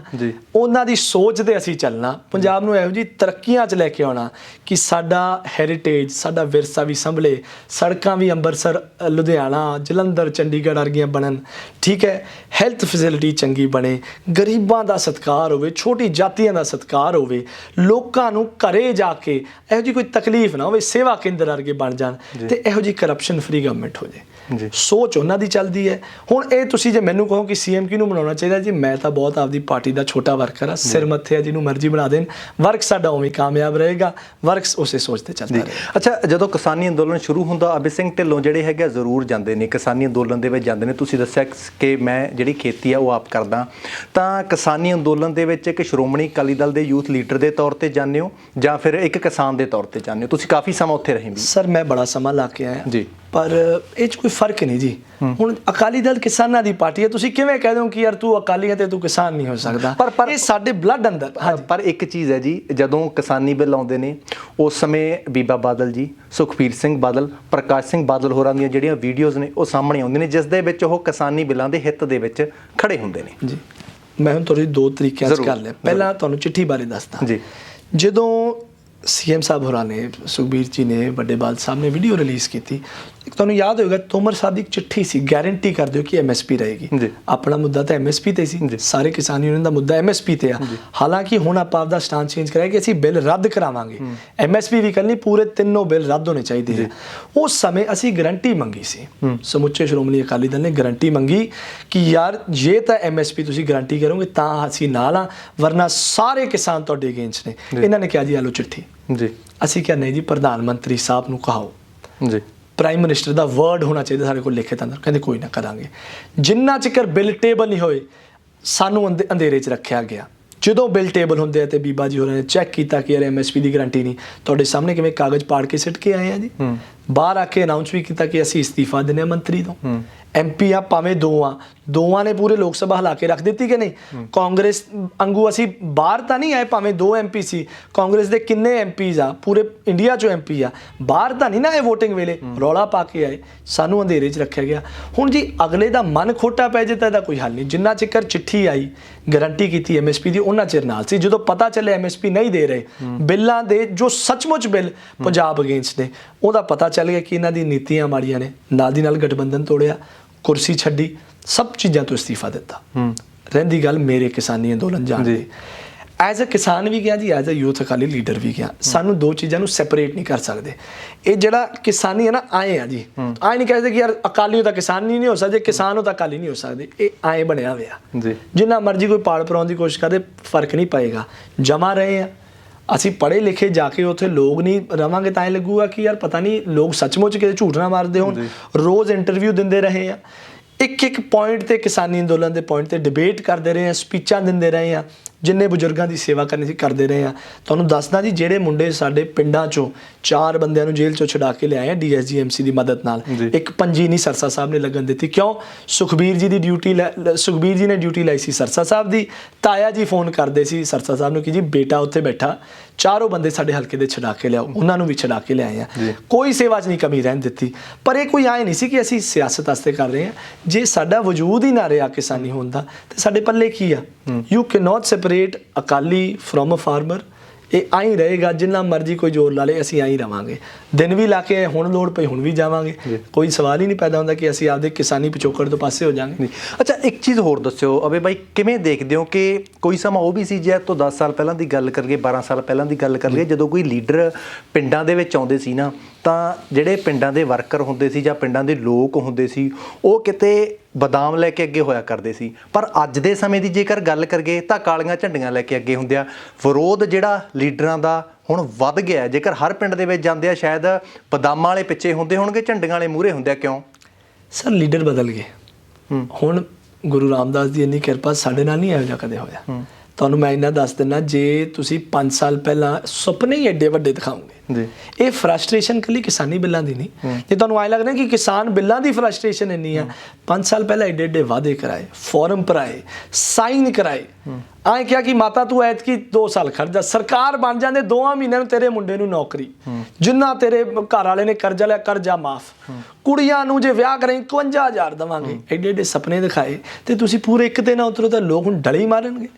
ਸੁੱਖ ਨਾਲ ਸਾਡੇ ਨਾਲ ਤਾਂ ਇਹੋ ਜਿਹਾ ਹੋਇਆ ਨਹੀਂ, ਜਿੰਨਾ ਵਾਅਦਾ ਕੀਤਾ ਸੀ ਪੂਰੇ ਕਰਦੇ। ਇਹ ਚੀਜ਼ਾਂ ਤਾਂ ਸ਼੍ਰੋਮਣੀ ਅਕਾਲੀ ਦਲ ਨਾਲ ਵੀ, ਸੁਖਬੀਰ ਸਿੰਘ ਬਾਦਲ ਜਾਂਦੇ ਨੇ, ਵਿਰੋਧ ਉਹਨਾਂ ਦਾ ਵੀ ਹੁੰਦਾ। ਮੈਂ ਤੁਹਾਨੂੰ ਦੱਸ ਰਿਹਾ ਜੀ, ਸਾਡੇ ਨਾਲ ਇਹੋ ਜਿਹਾ ਕਿਉਂ ਨਹੀਂ ਹੋਇਆ? ਕਿਉਂਕਿ ਜਿੰਨਾ ਕਿਹਾ ਉਹਨਾਂ ਕਰਦੇ ਆ। ਜਿਹੜਾ ਵਿਰੋਧ ਕੀਤਾ ਜੀ, ਕਈ ਥਾਵਾਂ ਤੇ ਤੁਸੀਂ ਆਪ ਜਾਣਦੇ ਹੋ, ਕਾਂਗਰਸ ਨੇ ਐਡਾ ਜ਼ਿਆਦਾ ਇੰਸਟੀਗੇਟ ਕਰਕੇ ਨਾਅਰੇਬਾਜ਼ੀ ਕਰਾਈ, ਕਾਲੀ ਝੰਡੀਆਂ ਦਿਖਾਈਆਂ। ਪਰ ਤੁਹਾਨੂੰ ਮੈਂ ਆਪਦੇ ਹਲਕੇ ਪ੍ਰਤੀ ਦੱਸ ਸਕਦਾ, ਕਾਂਗਰਸ ਕਿਤੇ ਇੰਸਟੀਗੇਟ ਕਰਦੇ, ਲੋਕਾਂ ਨੂੰ ਭੜਕਾਦੇ, ਸਾਰਿਆਂ ਦਾ ਕਾਡਰ ਹੁੰਦਾ ਜੀ ਸਦਕੇ ਵਿਰੋਧ ਕਰਨ। ਪਰ ਬਦਾਮਾਂ ਕਾਜੂ ਵਾਲੀ ਗੱਲ ਆ, ਮੇਰੇ ਨਾਲ ਸਵੇਰੇ ਆ ਜਾਓ ਜੀ, ਟਰੇਆਂ ਦੀ ਟਰੇਆਂ ਭਰੀਆਂ ਹੁੰਦੀਆਂ ਨੇ, ਸਤਿਕਾਰ ਵੀ ਉਹਨਾਂ ਮਿਲਦਾ। ਕਿਉਂ? ਸਾਡੀ ਪਾਲਿਸੀ ਆ ਝੂਠ ਨਹੀਂ ਮਾਰਨਾ। ਤੁਸੀਂ ਬੰਦੇ ਬਣ ਕੇ ਰਹੋ। ਜੇ ਤੁਸੀਂ ਲੀਡਰੀ 'ਚ ਪਏ ਹੋ, ਸਿਆਸਤ 'ਚ ਪਏ ਹੋ, ਸੇਵਾ ਲਈ ਪਾਓ। ਕਿਉਂ ਕੋਈ ਡਾਂਗਾ ਮਾਰੂਗਾ? ਕਿਉਂ ਕੋਈ ਕਾਲੀਆਂ ਝੰਡੀ ਦਿਖਾਊਗਾ? ਇਟ ਇਜ਼ ਓਨਲੀ ਵੈਨ ਜਦੋਂ ਤੁਹਾਡਾ ਆਪਦਾ ਦਿਮਾਗ ਪੈਸੇ ਕਮਾਉਣ ਵੱਲ ਹੋ ਜੇ, ਆਪਦੇ ਕੀਤੇ ਵਾਅਦਿਆਂ ਤੋਂ ਭੁੱਲਣ ਵੱਲ ਹੋ ਜੇ, ਕਰੋੜਾਂ ਰੁਪਈਆ ਤੁਸੀਂ ਆਪਦੀ ਜੇਬ 'ਚ ਪਾਓ, ਬੇਬੁਨਿਆਦ ਤੁਸੀਂ ਲੋਕਾਂ ਦੇ ਪਰਚੇ ਕਰਾਓ। ਫਰੀਦਕੋਟ ਅੰਦਰ ਜੇ ਪਰਿਵਾਰ ਪੂਰਾ ਮਰ ਜਾਂਦਾ, ਉਹਨਾਂ ਦੇ ਬੰਦਿਆਂ ਨੂੰ ਵੀ ਤੁਸੀਂ ਦਬਾਉਣ ਦੀ ਕੋਸ਼ਿਸ਼ ਕਰੋ, ਪੱਤਰਕਾਰਾਂ ਨੂੰ ਦਬਾਓ, ਉਦੋਂ ਲੋਕਾਂ ਦੀ ਫਰਸਟ੍ਰੇਸ਼ਨ ਵੱਧਦੀ ਆ। ਸੁੱਖ ਨਾਲ ਅਸੀਂ ਤਾਂ ਇਹੋ ਜਿਹਾ ਕੁਝ ਨਾ ਕੀਤਾ ਤੇ ਨਾ ਹੀ ਰੱਬ ਕਰਾਵੇ, ਤੇ ਸਾਡੇ ਨਾਲ ਤਾਂ ਇਹੋ ਜਿਹਾ ਕਦੇ ਹੋਇਆ ਨਹੀਂ। ਕਾਂਗਰਸ ਦੇ ਬੰਦੇ ਇੰਸਟੀਗੇਟ ਕਰਕੇ ਵਿਰੋਧ ਕਰ ਲੈਂਦਾ ਜੀ, ਉਹਨਾਂ ਦਾ ਹੱਕ ਹੈ। ਇਹ ਹੱਕ ਕੋਈ ਕਿਸੇ ਤੋਂ ਖੋ ਨਹੀਂ ਸਕਦਾ। ਵਿਰੋਧ ਕਰਨਾ ਕਰੋ, ਅਸੀਂ ਉਵੇਂ ਜਾਂਦੇ ਰਹਾਂਗੇ। ਆਪਦੇ ਕਿਸਾਨ ਵੀਰਾਂ ਕੋਲੇ ਵੀ ਜਾਵਾਂਗੇ, ਆਪਦੇ ਵਰਕਰਾਂ ਕੋਲੇ ਵੀ ਜਾਵਾਂਗੇ, ਆਮ ਪਿੰਡਾਂ ਵਾਲਿਆਂ ਕੋਲੇ ਵੀ ਜਾਵਾਂਗੇ। ਸਾਡਾ ਇਹੋ ਜਿਹਾ ਨਹੀਂ ਹੋਇਆ। ਉਹ ਜੇਕਰ ਪੰਜਾਬ ਦੀ ਸਿਆਸਤ ਦੀ ਗੱਲ ਕਰੀਏ, ਮੌਜੂਦਾ ਸਮੇਂ ਤੇ ਬਾਈ ਹਰ ਕੋਈ ਆਖਦਾ ਕਿ ਪੰਜਾਬ ਦੀ ਸਿਆਸਤ ਕਿਸਾਨੀ ਬਿੱਲਾਂ ਤੇ ਖੜੀ ਆ, ਤੇ ਕਹਿੰਦੇ ਕਿ ਕੈਪਟਨ ਅਮਰਿੰਦਰ ਸਿੰਘ ਦਾ ਪੂਰਾ ਜ਼ੋਰ ਲੱਗਿਆ ਹੋਇਆ ਕਿ ਕਿਸਾਨੀ ਬਿੱਲ ਰੱਦ ਕਰਵਾਏ ਜਾਣ।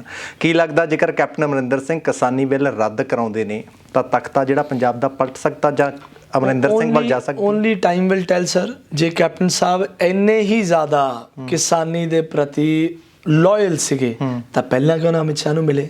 ਸਰਕਾਰ ਇੰਨੀ ਚੰਗੀ ਲੱਗਦੀ ਸੀ, CM ਦੀ ਕੁਰਸੀ ਇੰਨੀ ਚੰਗੀ ਲੱਗਦੀ ਸੀ ਕਿ ਜਿੰਨਾ ਜ਼ਿਕਰ ਖੋਈ ਨਹੀਂ ਉਹਨਾਂ ਜ਼ਿਕਰ ਕਿਸਾਨ ਯਾਦ ਨਾ ਆਏ। Only time will tell. ਤੇ ਇਹ ਗੱਲ ਭੁੱਲ ਜਾਓ ਕਿ ਕਿਸਾਨ ਸਾਡੇ ਉਹ ਰਹਿ ਗਏ ਜਿਹੜੇ ਖੇਤਾਂ 'ਚ ਉੱਠ ਕੇ ਆਏ ਆ, ਬੜੇ ਨੌਜਵਾਨ। ਮੇਰੀ ਖੁਸ਼ਕਿਸਮਤੀ ਆ ਕਿ ਮੇਰੇ ਵਰਗੇ ਪੜ੍ਹੇ ਲਿਖੇ ਨੌਜਵਾਨ ਨਾਲ ਲੱਗੇ ਆ, ਜਿਹੜੀ ਸਾਰੀ ਗੱਲ ਤਰਕ ਨਾਲ ਕਰਨਾ ਜਾਣਦੇ ਆ, ਸਮਝਣਾ ਜਾਣਦੇ ਆ, ਤੇ ਪਤਾ ਚੱਲਦਾ ਕੌਣ ਬੇਵਕੂਫ ਬਣਾ ਰਿਹਾ। ਬਿੱਲਾਂ ਨੂੰ ਤਾਂ 2 ਸਾਲ ਹੋ ਗਏ, ਸਾਲ ਹੋ ਗਿਆ ਉੱਥੇ ਟਿਕਰੀ ਬਾਰਡਰ ਤੇ ਬੈਠਿਆਂ ਨੂੰ। ਸਾਲ ਹੋ ਜਾਣਾ ਜੀ। ਬਿੱਲ ਲਿਆਂਦੇ ਨੂੰ ਸਾਲ ਹੋ ਜਾਣਾ, ਰੌਲਾ ਪੈਂਦੇ ਨੂੰ ਸਾਲ ਹੋ ਜਾਣਾ। ਕੈਪਟਨ ਸਾਹਿਬ ਉਦੋਂ CM ਸੀ, ਉਦੋਂ ਹੀ ਛੱਡ ਕੇ ਅਮਿਤ ਸ਼ਾਹ ਕੋਲੇ ਬਹਿ ਜਾਂਦੇ। ਉਦੋਂ CM ਦੀ ਕੁਰਸੀ ਪਿਆਰੀ ਸੀ। ਹੁਣ ਅਗਲਿਆਂ ਨੇ ਖੋਹ ਲਈ ਤਾਂ ਹੁਣ ਆਏ ਆ ਕਿ ਚਲੋ ਆਹੀ ਦਾ ਖੇਲ ਲਈਏ। ਲੋਕ ਇੰਨੇ ਬੁੱਧੂ ਨਹੀਂ ਹੈਗੇ। But only time will tell. ਅਸੀਂ ਪਰਮਾਤਮਾ ਮੂਹਰੇ ਅਰਦਾਸ ਕਰਦੇ ਕਿ ਛੇਤੀ ਬਿੱਲ ਰੱਦ ਹੋਣ, ਸਮੱਤ ਉਹਨਾਂ ਨੂੰ ਗੁਰੂ ਰਾਮਦਾਸ ਬਖਸ਼ਣ ਕਿ ਯਾਰ ਇਹੋ ਜਿਹੇ ਲੋਕ ਮਰੀ ਜਾਂਦੇ ਆ, ਸਾਰਾ ਮੁਲਕ ਸਾਰਾ ਪੰਥ ਇਕੱਠਾ ਹੋਇਆ, ਉਹ ਛੇਤੀ ਤੋਂ ਛੇਤੀ ਰੱਦ ਕਰਨ, ਸਾਡੇ ਬਜ਼ੁਰਗ ਘਰ ਆ ਸਕਣ। ਲੜਾਂਗੇ ਅੰਤ ਤੱਕ, ਡਟਾਂਗੇ ਅੰਤ ਤੱਕ।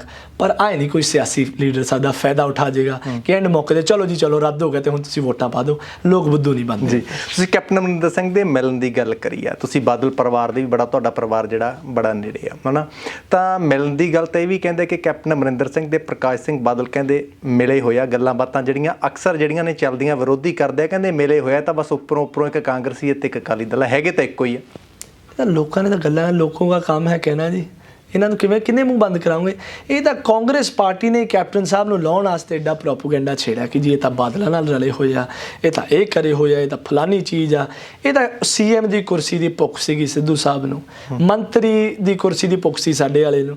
ਇਹਨਾਂ ਨੇ ਲੈ ਕੇ ਕਹਿਤਾ ਇਹਦਾ ਰਲੇ ਆ। ਆਏ ਨਹੀਂ ਦੱਸਦੇ ਕਿ ਜਿਹੜੇ ਮੁੱਖ ਮੰਤਰੀ ਅਸੀਂ ਬਣਾਏ ਉਹਨੇ ਵਾਅਦੇ ਨਹੀਂ ਪੂਰੇ ਕੀਤੇ, ਸਾਡੇ ਲੋਕ ਛਿੱਤਰ ਮਾਰਦੇ ਆ, ਇਹਨੂੰ ਲਾਓ ਤੇ ਅਸੀਂ ਕੁਝ ਕਰ ਲਈਏ। ਕਰਨਾ ਹੁਣ ਵੀ ਨਹੀਂ। ਇਹ ਤਾਂ ਆਪਦੀ ਕੁਰਸੀਆਂ ਦੀ ਭੁੱਖ ਵਾਸਤੇ ਕੀਚੜ ਉਛਾਲਦੇ ਆ ਜੀ, ਲੋਕਾਂ ਨੂੰ ਮਾੜਾ ਚੰਗਾ ਕਹਿੰਦੇ ਆ। ਪਰ ਜਿਹੜੇ ਬੰਦੇ ਨੇ ਸਾਡੇ ਪਾਰਟੀ ਪ੍ਰਧਾਨ, ਉਹਨਾਂ ਨੇ ਸਾਰੀ ਉਮਰ ਆਪਦੀ ਲਾਤੀ ਕਾਂਗਰਸ ਦੀ ਆਈਡੀਓਲੋਜੀ ਖਿਲਾਫ। 84 ਤੋਂ ਲੈ ਲਓ, ਪੰਜਾਬੀਅਤ ਦੇ ਬਾਰੇ ਲੈ ਲਓ, ਸਾਰੀ ਉਮਰ। ਇਹੋ ਜਿਹੇ ਬੰਦਿਆਂ ਨਾਲ ਸਾਡਾ ਕੀ ਮੇਲ ਆ ਜੀ? ਇਹ ਲੋਕ ਤਾਂ ਕਹੀ ਜਾਣਗੇ, ਲੋਕਾਂ ਦੇ ਮੂੰਹ ਨਹੀਂ ਬੰਦ ਕਰਾ ਦੇ। ਤੁਹਾਨੂੰ ਸੱਚੀ ਗੱਲ ਦੱਸ ਦਿੰਦਾ, ਇਹਨਾਂ ਨੂੰ ਆਪਦੀ ਕੁਰਸੀਆਂ ਦੀ ਭੁੱਖ ਸੀ ਕਿ ਸੀਐਮ ਅਸੀਂ ਬਣੀਏ, ਕੈਬਨਿਟ ਮੰਤਰੀ ਅਸੀਂ ਬਣੀਏ। ਅੱਜ ਤਾਂ ਦੱਸ ਦਿੰਦੇ ਕਿ 4 ਸਾਲ ਉਸੇ ਕੈਪਟਨ ਸਾਹਿਬ ਨਾਲ ਰਹੇ ਆ। ਹੁਣ ਤਾਂ ਕਹਿੰਦੇ ਰਲੇ ਹੋਏ ਸੀ, 4.5 ਸਾਲ ਉਸੇ ਰਲੇ ਹੋਏ ਕੈਪਟਨ ਦੇ ਥੱਲੇ ਕਿਉਂ ਬਹਿੰਦੇ ਸੀ?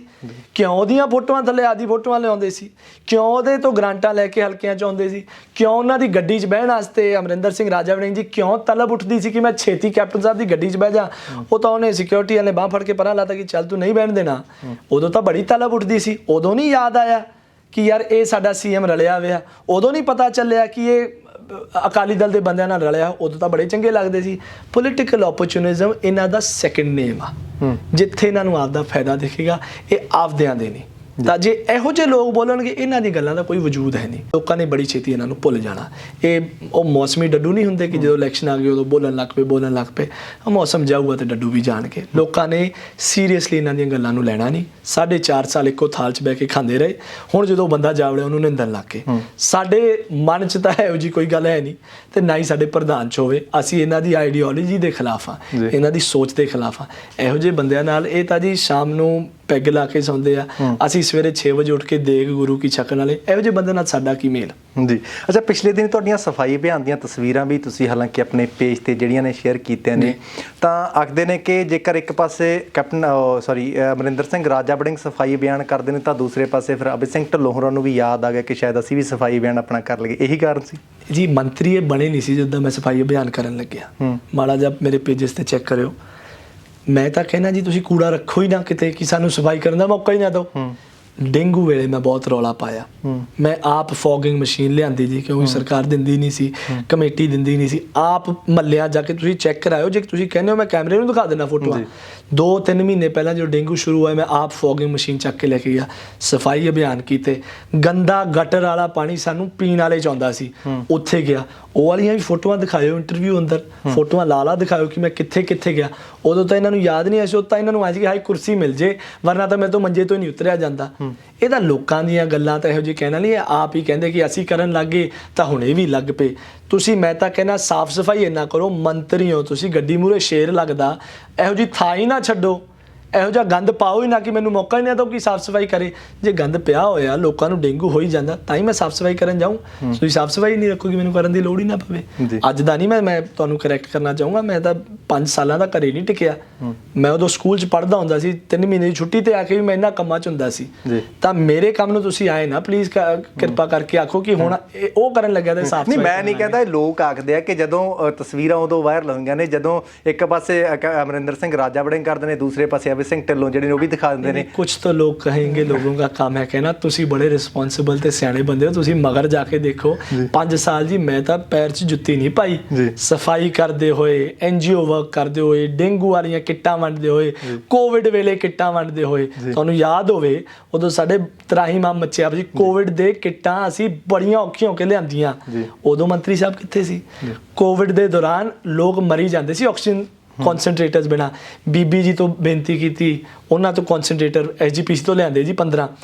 ਦਿੱਲੀ ਬੈਠੇ MP ਸਾਹਿਬ ਨਰੇਸ਼ ਗੁਜਰਾਲ ਜੀ ਨੂੰ ਬੇਨਤੀ ਕੀਤੀ, ਉਹਨਾਂ ਨੇ MP ਲੈਡ ਫੰਡ 'ਚੋਂ ਸਾਨੂੰ ਸਮਾਨ ਭੇਜਿਆ। ਉਦੋਂ ਕਿੱਥੇ ਸੀ? ਉਦੋਂ ਤਾਂ ਨਹੀਂ ਮੈਂ ਕਿਸੇ ਦੀ ਰੀਸ ਕੀਤੀ। ਮੈਂ ਆਪਦੇ ਹਲਕੇ ਪ੍ਰਤੀ 100% ਲੋਇਲ ਹਾਂ। ਨਾ ਮੈਂ ਕਿਸੇ ਨੂੰ ਰੀਸ ਕਰਕੇ ਕੰਮ ਕੀਤਾ, ਤੇ ਨਾ ਹੀ ਮੇਰੇ ਬਾਪੂ ਨੇ, ਮੇਰੇ ਤਾਏ ਨੇ ਮੈਨੂੰ ਸਿਖਾਇਆ ਕਿਸੇ ਦੀ ਰੀਸ ਨਾਲ ਕੰਮ ਕਰਨਾ। ਸਵੇਰੇ ਉੱਠੀ ਦਾ ਅਰਦਾਸ ਕਰਕੇ ਤੁਰੀਦਾ ਤੇ ਐਂ ਸੋਚ ਕੇ ਜਾਈਦਾ ਕਿ ਅੱਜ ਲੋਕਾਂ ਦੀ ਸੇਵਾ 'ਚ ਲੱਗਣਾ। ਸ਼ਾਮ ਨੂੰ ਘਰੇ ਜਦੋਂ ਸੌਣ ਵੇਲੇ ਸਿਰ ਸਰਾਣੇ ਨਾਲ ਵੱਜਦਾ, ਸੰਤੁਸ਼ਟੀ ਹੁੰਦੀ ਹੈ ਦਿਲ ਅੰਦਰ ਕਿ ਅੱਜ ਆਪਦੇ ਲੋਕਾਂ ਦੇ ਪ੍ਰਤੀ ਸੇਵਾ ਕਰਕੇ ਆਇਆ। ਇਹ ਕੌਣ ਹੁੰਦੇ ਆ ਜੀ? ਮੈਂ ਇਹਨਾਂ ਦੀ ਰੀਸ ਕਿਉਂ ਕਰੂੰਗਾ? ਇਹ ਤਾਂ ਬਹੁਤ ਵੱਡੇ ਬੰਦੇ ਆ, ਉਸਤਾਦ ਦੇ ਹਲਕੇ ਦੇ ਸੇਵਾਦਾਰ ਆ, ਇਹਨਾਂ ਦੀ ਰੀਸ ਨਹੀਂ ਮੇਰੇ ਤੋਂ। ਅਭੈ ਸਿੰਘ ਢਿੱਲੋਂ ਦੀ ਤਿਆਰੀ 2027 ਦੀ ਆ ਜਾਂ 2032 ਦੀ ਆ? ਅਭੈ ਸਿੰਘ ਢਿੱਲੋਂ ਦੀ ਤਿਆਰੀ ਤਾਂ ਸੇਵਾ ਦੀ ਆ। ਅੱਜ ਕਰਾ ਲਓ ਭਾਵੇਂ ਕੱਲ੍ਹ ਕਰਾ ਲਓ। ਮੈਂ 27 ਦੀ ਆ ਜਾਂ 32 ਦੀ ਆ? ਕੋਈ ਮੇਰੇ ਮੂੰਹ ਚੋਂ ਤੁਸੀਂ ਇਹੋ ਜਿਹਾ ਸਵਾਲ ਨਾ ਹੀ ਕਢਾਓ। ਮੇਰੀ ਇਕੱਲੀ ਤਿਆਰੀ ਸੇਵਾ ਦੀ ਆ। ਮੈਂ ਤਾਂ ਆਪਦੇ ਤਾਏ ਦੇ ਮਗਰ ਲੱਗਿਆ। ਮੈਂ 2022 ਅੰਦਰ ਅਸੀਂ ਇਹਨਾਂ ਨੂੰ MLA ਬਣਾਉਣਾ ਤੇ ਇਹੋ ਜਿਹਾ ਕੰਮ ਕਰਕੇ ਦਿਖਾਉਣਾ ਕਿ ਸਾਰਾ ਪੰਜਾਬ ਇੱਕ ਪਾਸੇ ਖੜ ਕੇ ਬੋਲੇ ਕਿ ਹਰਦੀਪ ਸਿੰਘ ਡਿੰਪੀ ਢਿੱਲੋਂ ਨੂੰ MLA ਬਣਾਇਆ ਸੀ ਤੇ ਵੱਟ ਕੱਢ ਤੇ ਉਹਨੇ ਹਲਕੇ 'ਚ ਕੰਮ ਕਰਾਉਣ ਵਾਲੇ। ਮੇਰੀ ਤਿਆਰੀ 2022 ਦੀ ਹੈ। ਤਾਇਆ ਜੀ ਨੂੰ ਜਿਤਾਉਣ ਦੀ ਆ, ਗਿੱਦੜਬਾਹ ਨੂੰ ਚਮਕਾਉਣ ਦੀ ਆ। ਉਦੋਂ ਬਾਅਦ ਬੜੇ ਮੌਕੇ ਆਉਣਗੇ ਜੀ, ਵਾਹਿਗੁਰੂ ਜੀ ਤੇ ਬਖਸ਼ਿਸ਼ ਕਰੂ, ਦੇਖਾਂਗੇ। ਪਰ ਮੇਰੀ ਤਿਆਰੀ 2022 ਦੀ ਆ ਤੇ ਹਲਕੇ ਨੂੰ ਚਮਕਾਉਣ ਦੀ ਆ। No other preparation. ਮਤਲਬ ਮੌਕੇ ਆਉਣਗੇ, ਮੌਕਾ ਕਦੇ ਨਾ ਕਦੇ ਸੰਭਾਲਣਾ ਹੀ ਪਊਗਾ। ਉਹ ਵਾਹਿਗੁਰੂ ਜਾਣਦਾ ਜੀ। ਹੁਣ ਮੈਨੂੰ ਆਏ ਨਹੀਂ ਪਤਾ ਸੀ, ਤੁਸੀਂ ਭਵਿੱਖਬਾਣੀ ਵੀ ਕਰਨਾ ਜਾਣਦੇ ਹੋ ਕਿ ਕਦੋਂ ਮੌਕਾ ਆਊਗਾ। ਮੈਂ ਬਾਈ ਤਾਂ ਪੁੱਛ ਰਿਹਾ ਕਿਉਂਕਿ ਜਿਹੜੀ ਆਮ ਪਾਰਟੀ ਦੀ ਮੈਂ ਗੱਲ ਕਰ ਲਾਂ ਜਾਂ ਹੋਰ ਲੋਕਾਂ ਦੀ ਗੱਲ ਕਰ ਲਾਂ, ਉਹ ਆਖਦੇ ਆ ਕਿ ਪਰਿਵਾਰਵਾਦ ਦੀ ਰਾਜਨੀਤੀ ਜਿਹੜੀ ਆ ਸ਼੍ਰੋਮਣੀ ਅਕਾਲੀ ਦਲ ਦੇ ਵਿੱਚ ਵੀ ਆ, ਉਹ ਜਿਹੜੀ ਹੈਗੀ ਆ ਕਾਂਗਰਸ ਦੇ ਵਿੱਚ ਵੀ ਆ। ਹਜੇ ਆਮ ਵਾਲੇ ਚਲੋ ਸੱਤਾ ਦੇ ਵਿੱਚ ਨਹੀਂ ਆਏ, ਹੈ ਨਾ। ਕਿਉਂਕਿ ਸ਼ਾਇਦ ਮੈਂ ਤੁਹਾਡੀ ਉਦਾਹਰਨ ਲੈ ਲੈਣਾ, ਕਹਿੰਦੇ ਅਜਿਹਾ ਵੀ ਹੋ ਸਕਦਾ ਕਿ ਕੋਈ ਵਰਕਰ ਜਿਹੜਾ ਅਭੈ ਸਿੰਘ ਢਿੱਲੋਂ ਤੋਂ ਪੁਰਾਣਾ ਹੋਵੇ, ਕੋਈ ਵਰਕਰ ਜਿਹੜਾ ਉਹ ਅਭੈ ਸਿੰਘ ਢਿੱਲੋਂ ਤੋਂ ਕੈਪੇਬਲ ਹੋਵੇ, ਪਰ ਉਹਨੂੰ ਕਦੇ ਟਿਕਟ ਨਹੀਂ ਮਿਲੂਗੀ। ਟਿਕਟ ਜਿਹੜੀ ਆ ਪਰਿਵਾਰਵਾਦ ਦੇ ਵਿੱਚ ਹੀ ਚੱਲਦੀ ਰਹਿੰਦੀ ਆ। ਇਹ ਤਾਂ ਲੋਕਾਂ ਦੇ ਕਹਿਣ ਦੀਆਂ ਗੱਲਾਂ, ਇਹ ਤਾਂ ਭਵਿੱਖਬਾਣੀਆਂ ਬੈਠੇ ਬੈਠੇ ਕਰੀ ਜਾਂਦੇ ਆ। ਪਰ ਮੈਂ ਦੱਸ ਦਿੰਦਾ, ਅਭੈ ਸਿੰਘ ਢਿੱਲੋਂ ਸ਼੍ਰੋਮਣੀ ਅਕਾਲੀ ਦਲ ਦੇ ਵਰਕਰਾਂ ਦੀ ਧੂੜ ਹੈ। ਜਿਹੜਾ ਵੱਧ ਕੇਪੇਬਲ ਆ, ਜਿਹੜਾ ਪਾਰਟੀ ਲਈ ਜ਼ਿਆਦਾ ਚੰਗਾ, ਮੈਂ ਉਹਦੇ ਮਗਰ ਨੰਗੇ ਪੈਰ ਤੁਰ ਕੇ ਜਾਊਂਗਾ। 2022 ਅੰਦਰ ਸਰਕਾਰ ਬਣਾਓ, ਜਿਹੜਾ ਕੰਮ ਕਰੂਗਾ, ਸਹੀ ਕੰਮ ਕਰੂਗਾ, ਸੱਚਾ ਸੇਵਾ ਕਰੂਗਾ, ਅੱਗਾ ਨੂੰ ਸਾਡੀ ਪਾਰਟੀ ਦਾ ਅਗਾਹ ਕੋਤਰਾ ਅੱਗੇ ਨੂੰ ਪਾਰਟੀ ਨੂੰ ਲੈ ਕੇ ਜਾਊਗਾ। ਗਿੱਦੜਬਾਹ ਦੀ ਬਿਹਤਰੀ ਦੀ ਗੱਲ ਕਰੋ, ਮੈਂ ਉਹਦੇ ਪਿੱਛੇ ਨੰਗੇ ਪੈਰੀ ਤੁਰ ਕੇ ਜਾਊਂਗਾ। ਸਾਡੇ 'ਚ ਨਾ ਤਾਂ ਕਦੇ ਪਰਿਵਾਰਵਾਦ ਆਇਆ ਜੀ, ਰੱਬ ਨਾ ਹੀ ਕਦੇ ਲਿਆਵੇ।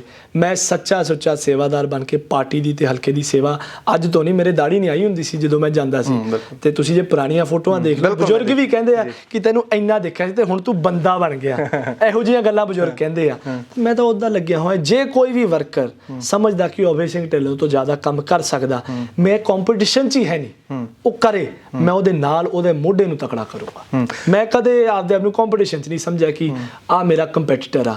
ਸਾਰਿਆਂ ਦੀ ਆਪਦੀ ਲਕੀਰਾਂ ਜਿੰਨੀ ਲੰਮੀ ਕਰੋਗੇ ਉਨੀ ਚੰਗੀ ਹੈ। ਗਿੱਦੜਬਾਹ ਹਲਕੇ ਦੇ ਲਈ ਜੇਕਰ ਗੱਲ ਕਰਾਂ, ਜੇਕਰ ਬਾਈ ਜੀ ਜਿਹੜੀ ਸੀਟ ਆ ਉਹ ਤੁਹਾਡੇ ਖੇਮੇ ਦੇ ਵਿੱਚ ਪੈਂਦੀ ਹੈ, MLAਸ਼ਿਪ ਖੇਮੇ ਦੇ ਵਿੱਚ ਪੈਂਦੀ ਹੈ, ਤਾਂ ਗਿੱਦੜਬਾਹ ਹਲਕੇ ਦੇ ਲਈ ਸਭ ਤੋਂ ਪਹਿਲਾ ਕੰਮ ਕੀ ਕਰੋਗੇ? ਸਭ ਤੋਂ ਪਹਿਲਾਂ ਹੈਲਥ ਫੈਸਿਲਿਟੀ ਤੇ ਨੌਕਰੀਆਂ। ਜਿਹੜੇ ਲੋਕਾਂ ਨੂੰ ਇਹ ਹੁਣ ਫ੍ਰੀ ਸਮਾਨ ਦੇ ਕੇ ਉਲਝਾ ਰਹੇ ਆ, ਜਿਹੜੇ ਲੋਕਾਂ ਨੂੰ ਇਹਨਾਂ ਨੇ ਝੂਠ ਮਾਰੇ ਆ, ਆਪਦੇ ਹਲਕੇ ਦੇ ਜਸਟਿਸ ਕਰਨੀ ਆ ਜੀ। ਇਹੋ ਜਿਹੇ ਪਲਾਂਟ ਲਿਆਉਣੇ ਆ ਕਿ ਲੋਕਾਂ ਦੀ ਰੂਹ ਖੁਸ਼ ਹੋ ਜਾਏ ਕੰਮ ਕਰਾਏ ਤੇ। ਇੰਨੀ ਰੋਜ਼ਗਾਰ ਕ੍ਰੀਏਟ ਕਰਨੀ ਆ। ਹੈਲਥ ਫੈਸਿਲਿਟੀ ਇੰਨੀ ਵਧੀਆ ਬਣਾਉਣੀ ਆ। ਸਾਡੇ ਹਸਪਤਾਲ ਬਾਦਲ ਸਾਹਿਬ ਉਹਨਾਂ ਨੇ ਵਧੀਆ ਬਣਾਏ ਸੀ ਜੀ। ਹੁਣ ਤਾਂ ਬੜੇ ਵਿਰੋਧੀ ਕਹਿੰਦੇ ਕਿ 100 ਰੁਪਏ ਦਾ ਰੰਗ ਲੈ ਕੇ ਪੀਪਾ ਲਾ ਕੇ ਕਰਤਾ ਕਿ ਅਸੀਂ ਨਵਾਂ ਬਣਾਤਾ। ਬਾਦਲ ਸਾਹਿਬ ਲਿਆਈ ਸੀ। ਉਹੋ ਜਿਹੇ ਹਸਪੀਟਲ ਸਾਡੇ ਹਲਕੇ ਅੰਦਰ 3-4 ਹੋਰ ਬਣਾਉਣੇ ਆ ਕਿ ਜਿਹਦਾ ਜੀ ਕਰੇ ਬੈਸਟ ਆਫ ਹੈਲਥ ਫੈਸਿਲਿਟੀ ਜਾ ਕੇ ਚੁੱਪ ਕਰਕੇ ਆਪਦੇ ਸਰਕਾਰੀ ਹਸਪਤਾਲ ਚੋਂ ਲੈ ਸਕੇ। ਸਭ ਤੋਂ ਪਹਿਲੇ ਟੀਚੇ ਆਹ। ਉਦੋਂ ਬਾਅਦ ਬੜੇ ਪ੍ਰੋਗਰਾਮ ਨੇ। ਸਾਡੀ ਇਕੱਲੀ ਪਲੈਨਿੰਗ ਇਲੈਕਸ਼ਨ ਵਾਸਤੇ ਨਹੀਂ ਕਿ ਅਸੀਂ ਬਸ ਗੋਲ ਕਰਨਾ ਤੇ ਜਿੱਤਣਾ, ਉਦੋਂ ਗਾਹਾਂ ਸੇਵਾ ਕਿਵੇਂ ਕਰਨੀ ਹੈ ਉਹ ਵੀ ਅਸੀਂ ਸੋਚੀ ਬੈਠੇ ਹਾਂ। ਤੁਸੀਂ ਫ੍ਰੀ ਦੀ ਗੱਲ ਕਰੀ ਆ, ਮੈਂ ਇੱਕ ਸਵਾਲ ਜ਼ਰੂਰ ਲੈਣਾ ਚਾਹੂੰਗਾ।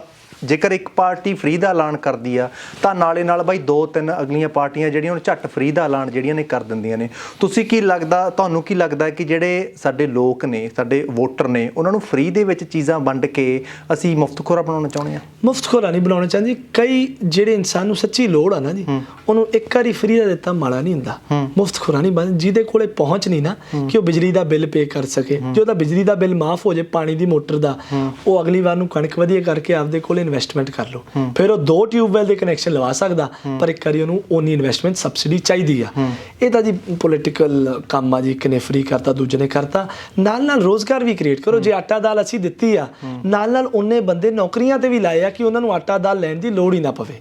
ਜੇ ਅਸੀਂ 500 ਨੀਲੇ ਕਾਰਡ ਵੰਡੇ ਆ ਤੇ 500 ਨੌਕਰੀਆਂ ਵੀ ਵੰਡੀਆਂ ਕਿ ਉਹਨਾਂ ਮਾਵਾਂ ਨੂੰ ਜਿਨ੍ਹਾਂ ਨੂੰ ਆਟਾ 1 ਰੁਪਿਆ ਮਿਲਦਾ ਸੀ, ਉਹ ਨਹੀਂ ਮਿਲਦਾ, ਹੁਣ ਨਹੀਂ ਮਿਲਦਾ। ਤੁਸੀਂ ਇਹ ਚੀਜ਼ ਦਾ ਨੋਟ ਰੱਖਿਓ। ਜਿਨ੍ਹਾਂ ਨੂੰ ਮਿਲਦਾ ਸੀ ਉਹਨਾਂ ਦੇ ਪੁੱਤ ਕਿਤੇ ਨਾ ਕਿਤੇ ਨੌਕਰੀਆਂ ਤੇ ਵੀ ਲੱਗੇ ਆ ਕਿ ਸਾਲ 2 ਸਾਲ ਬਾਅਦ ਇੰਨੀ ਕਮਾਈ ਕਰ ਲਏ ਕਿ ਆਪਦਾ ਨੀਲਾ ਕਾਰਡ ਉਹ ਮੋੜ ਸਕੇ ਕਿ ਮਾਤਾ ਅੱਜ ਲੋੜ ਨਹੀਂ, ਬਾਪੂ ਬਾਦਲ ਦੇ ਲਾਏ ਹੋਏ ਨੌਕਰੀ ਤੇ ਕੰਮ ਕਰਦੇ ਆ।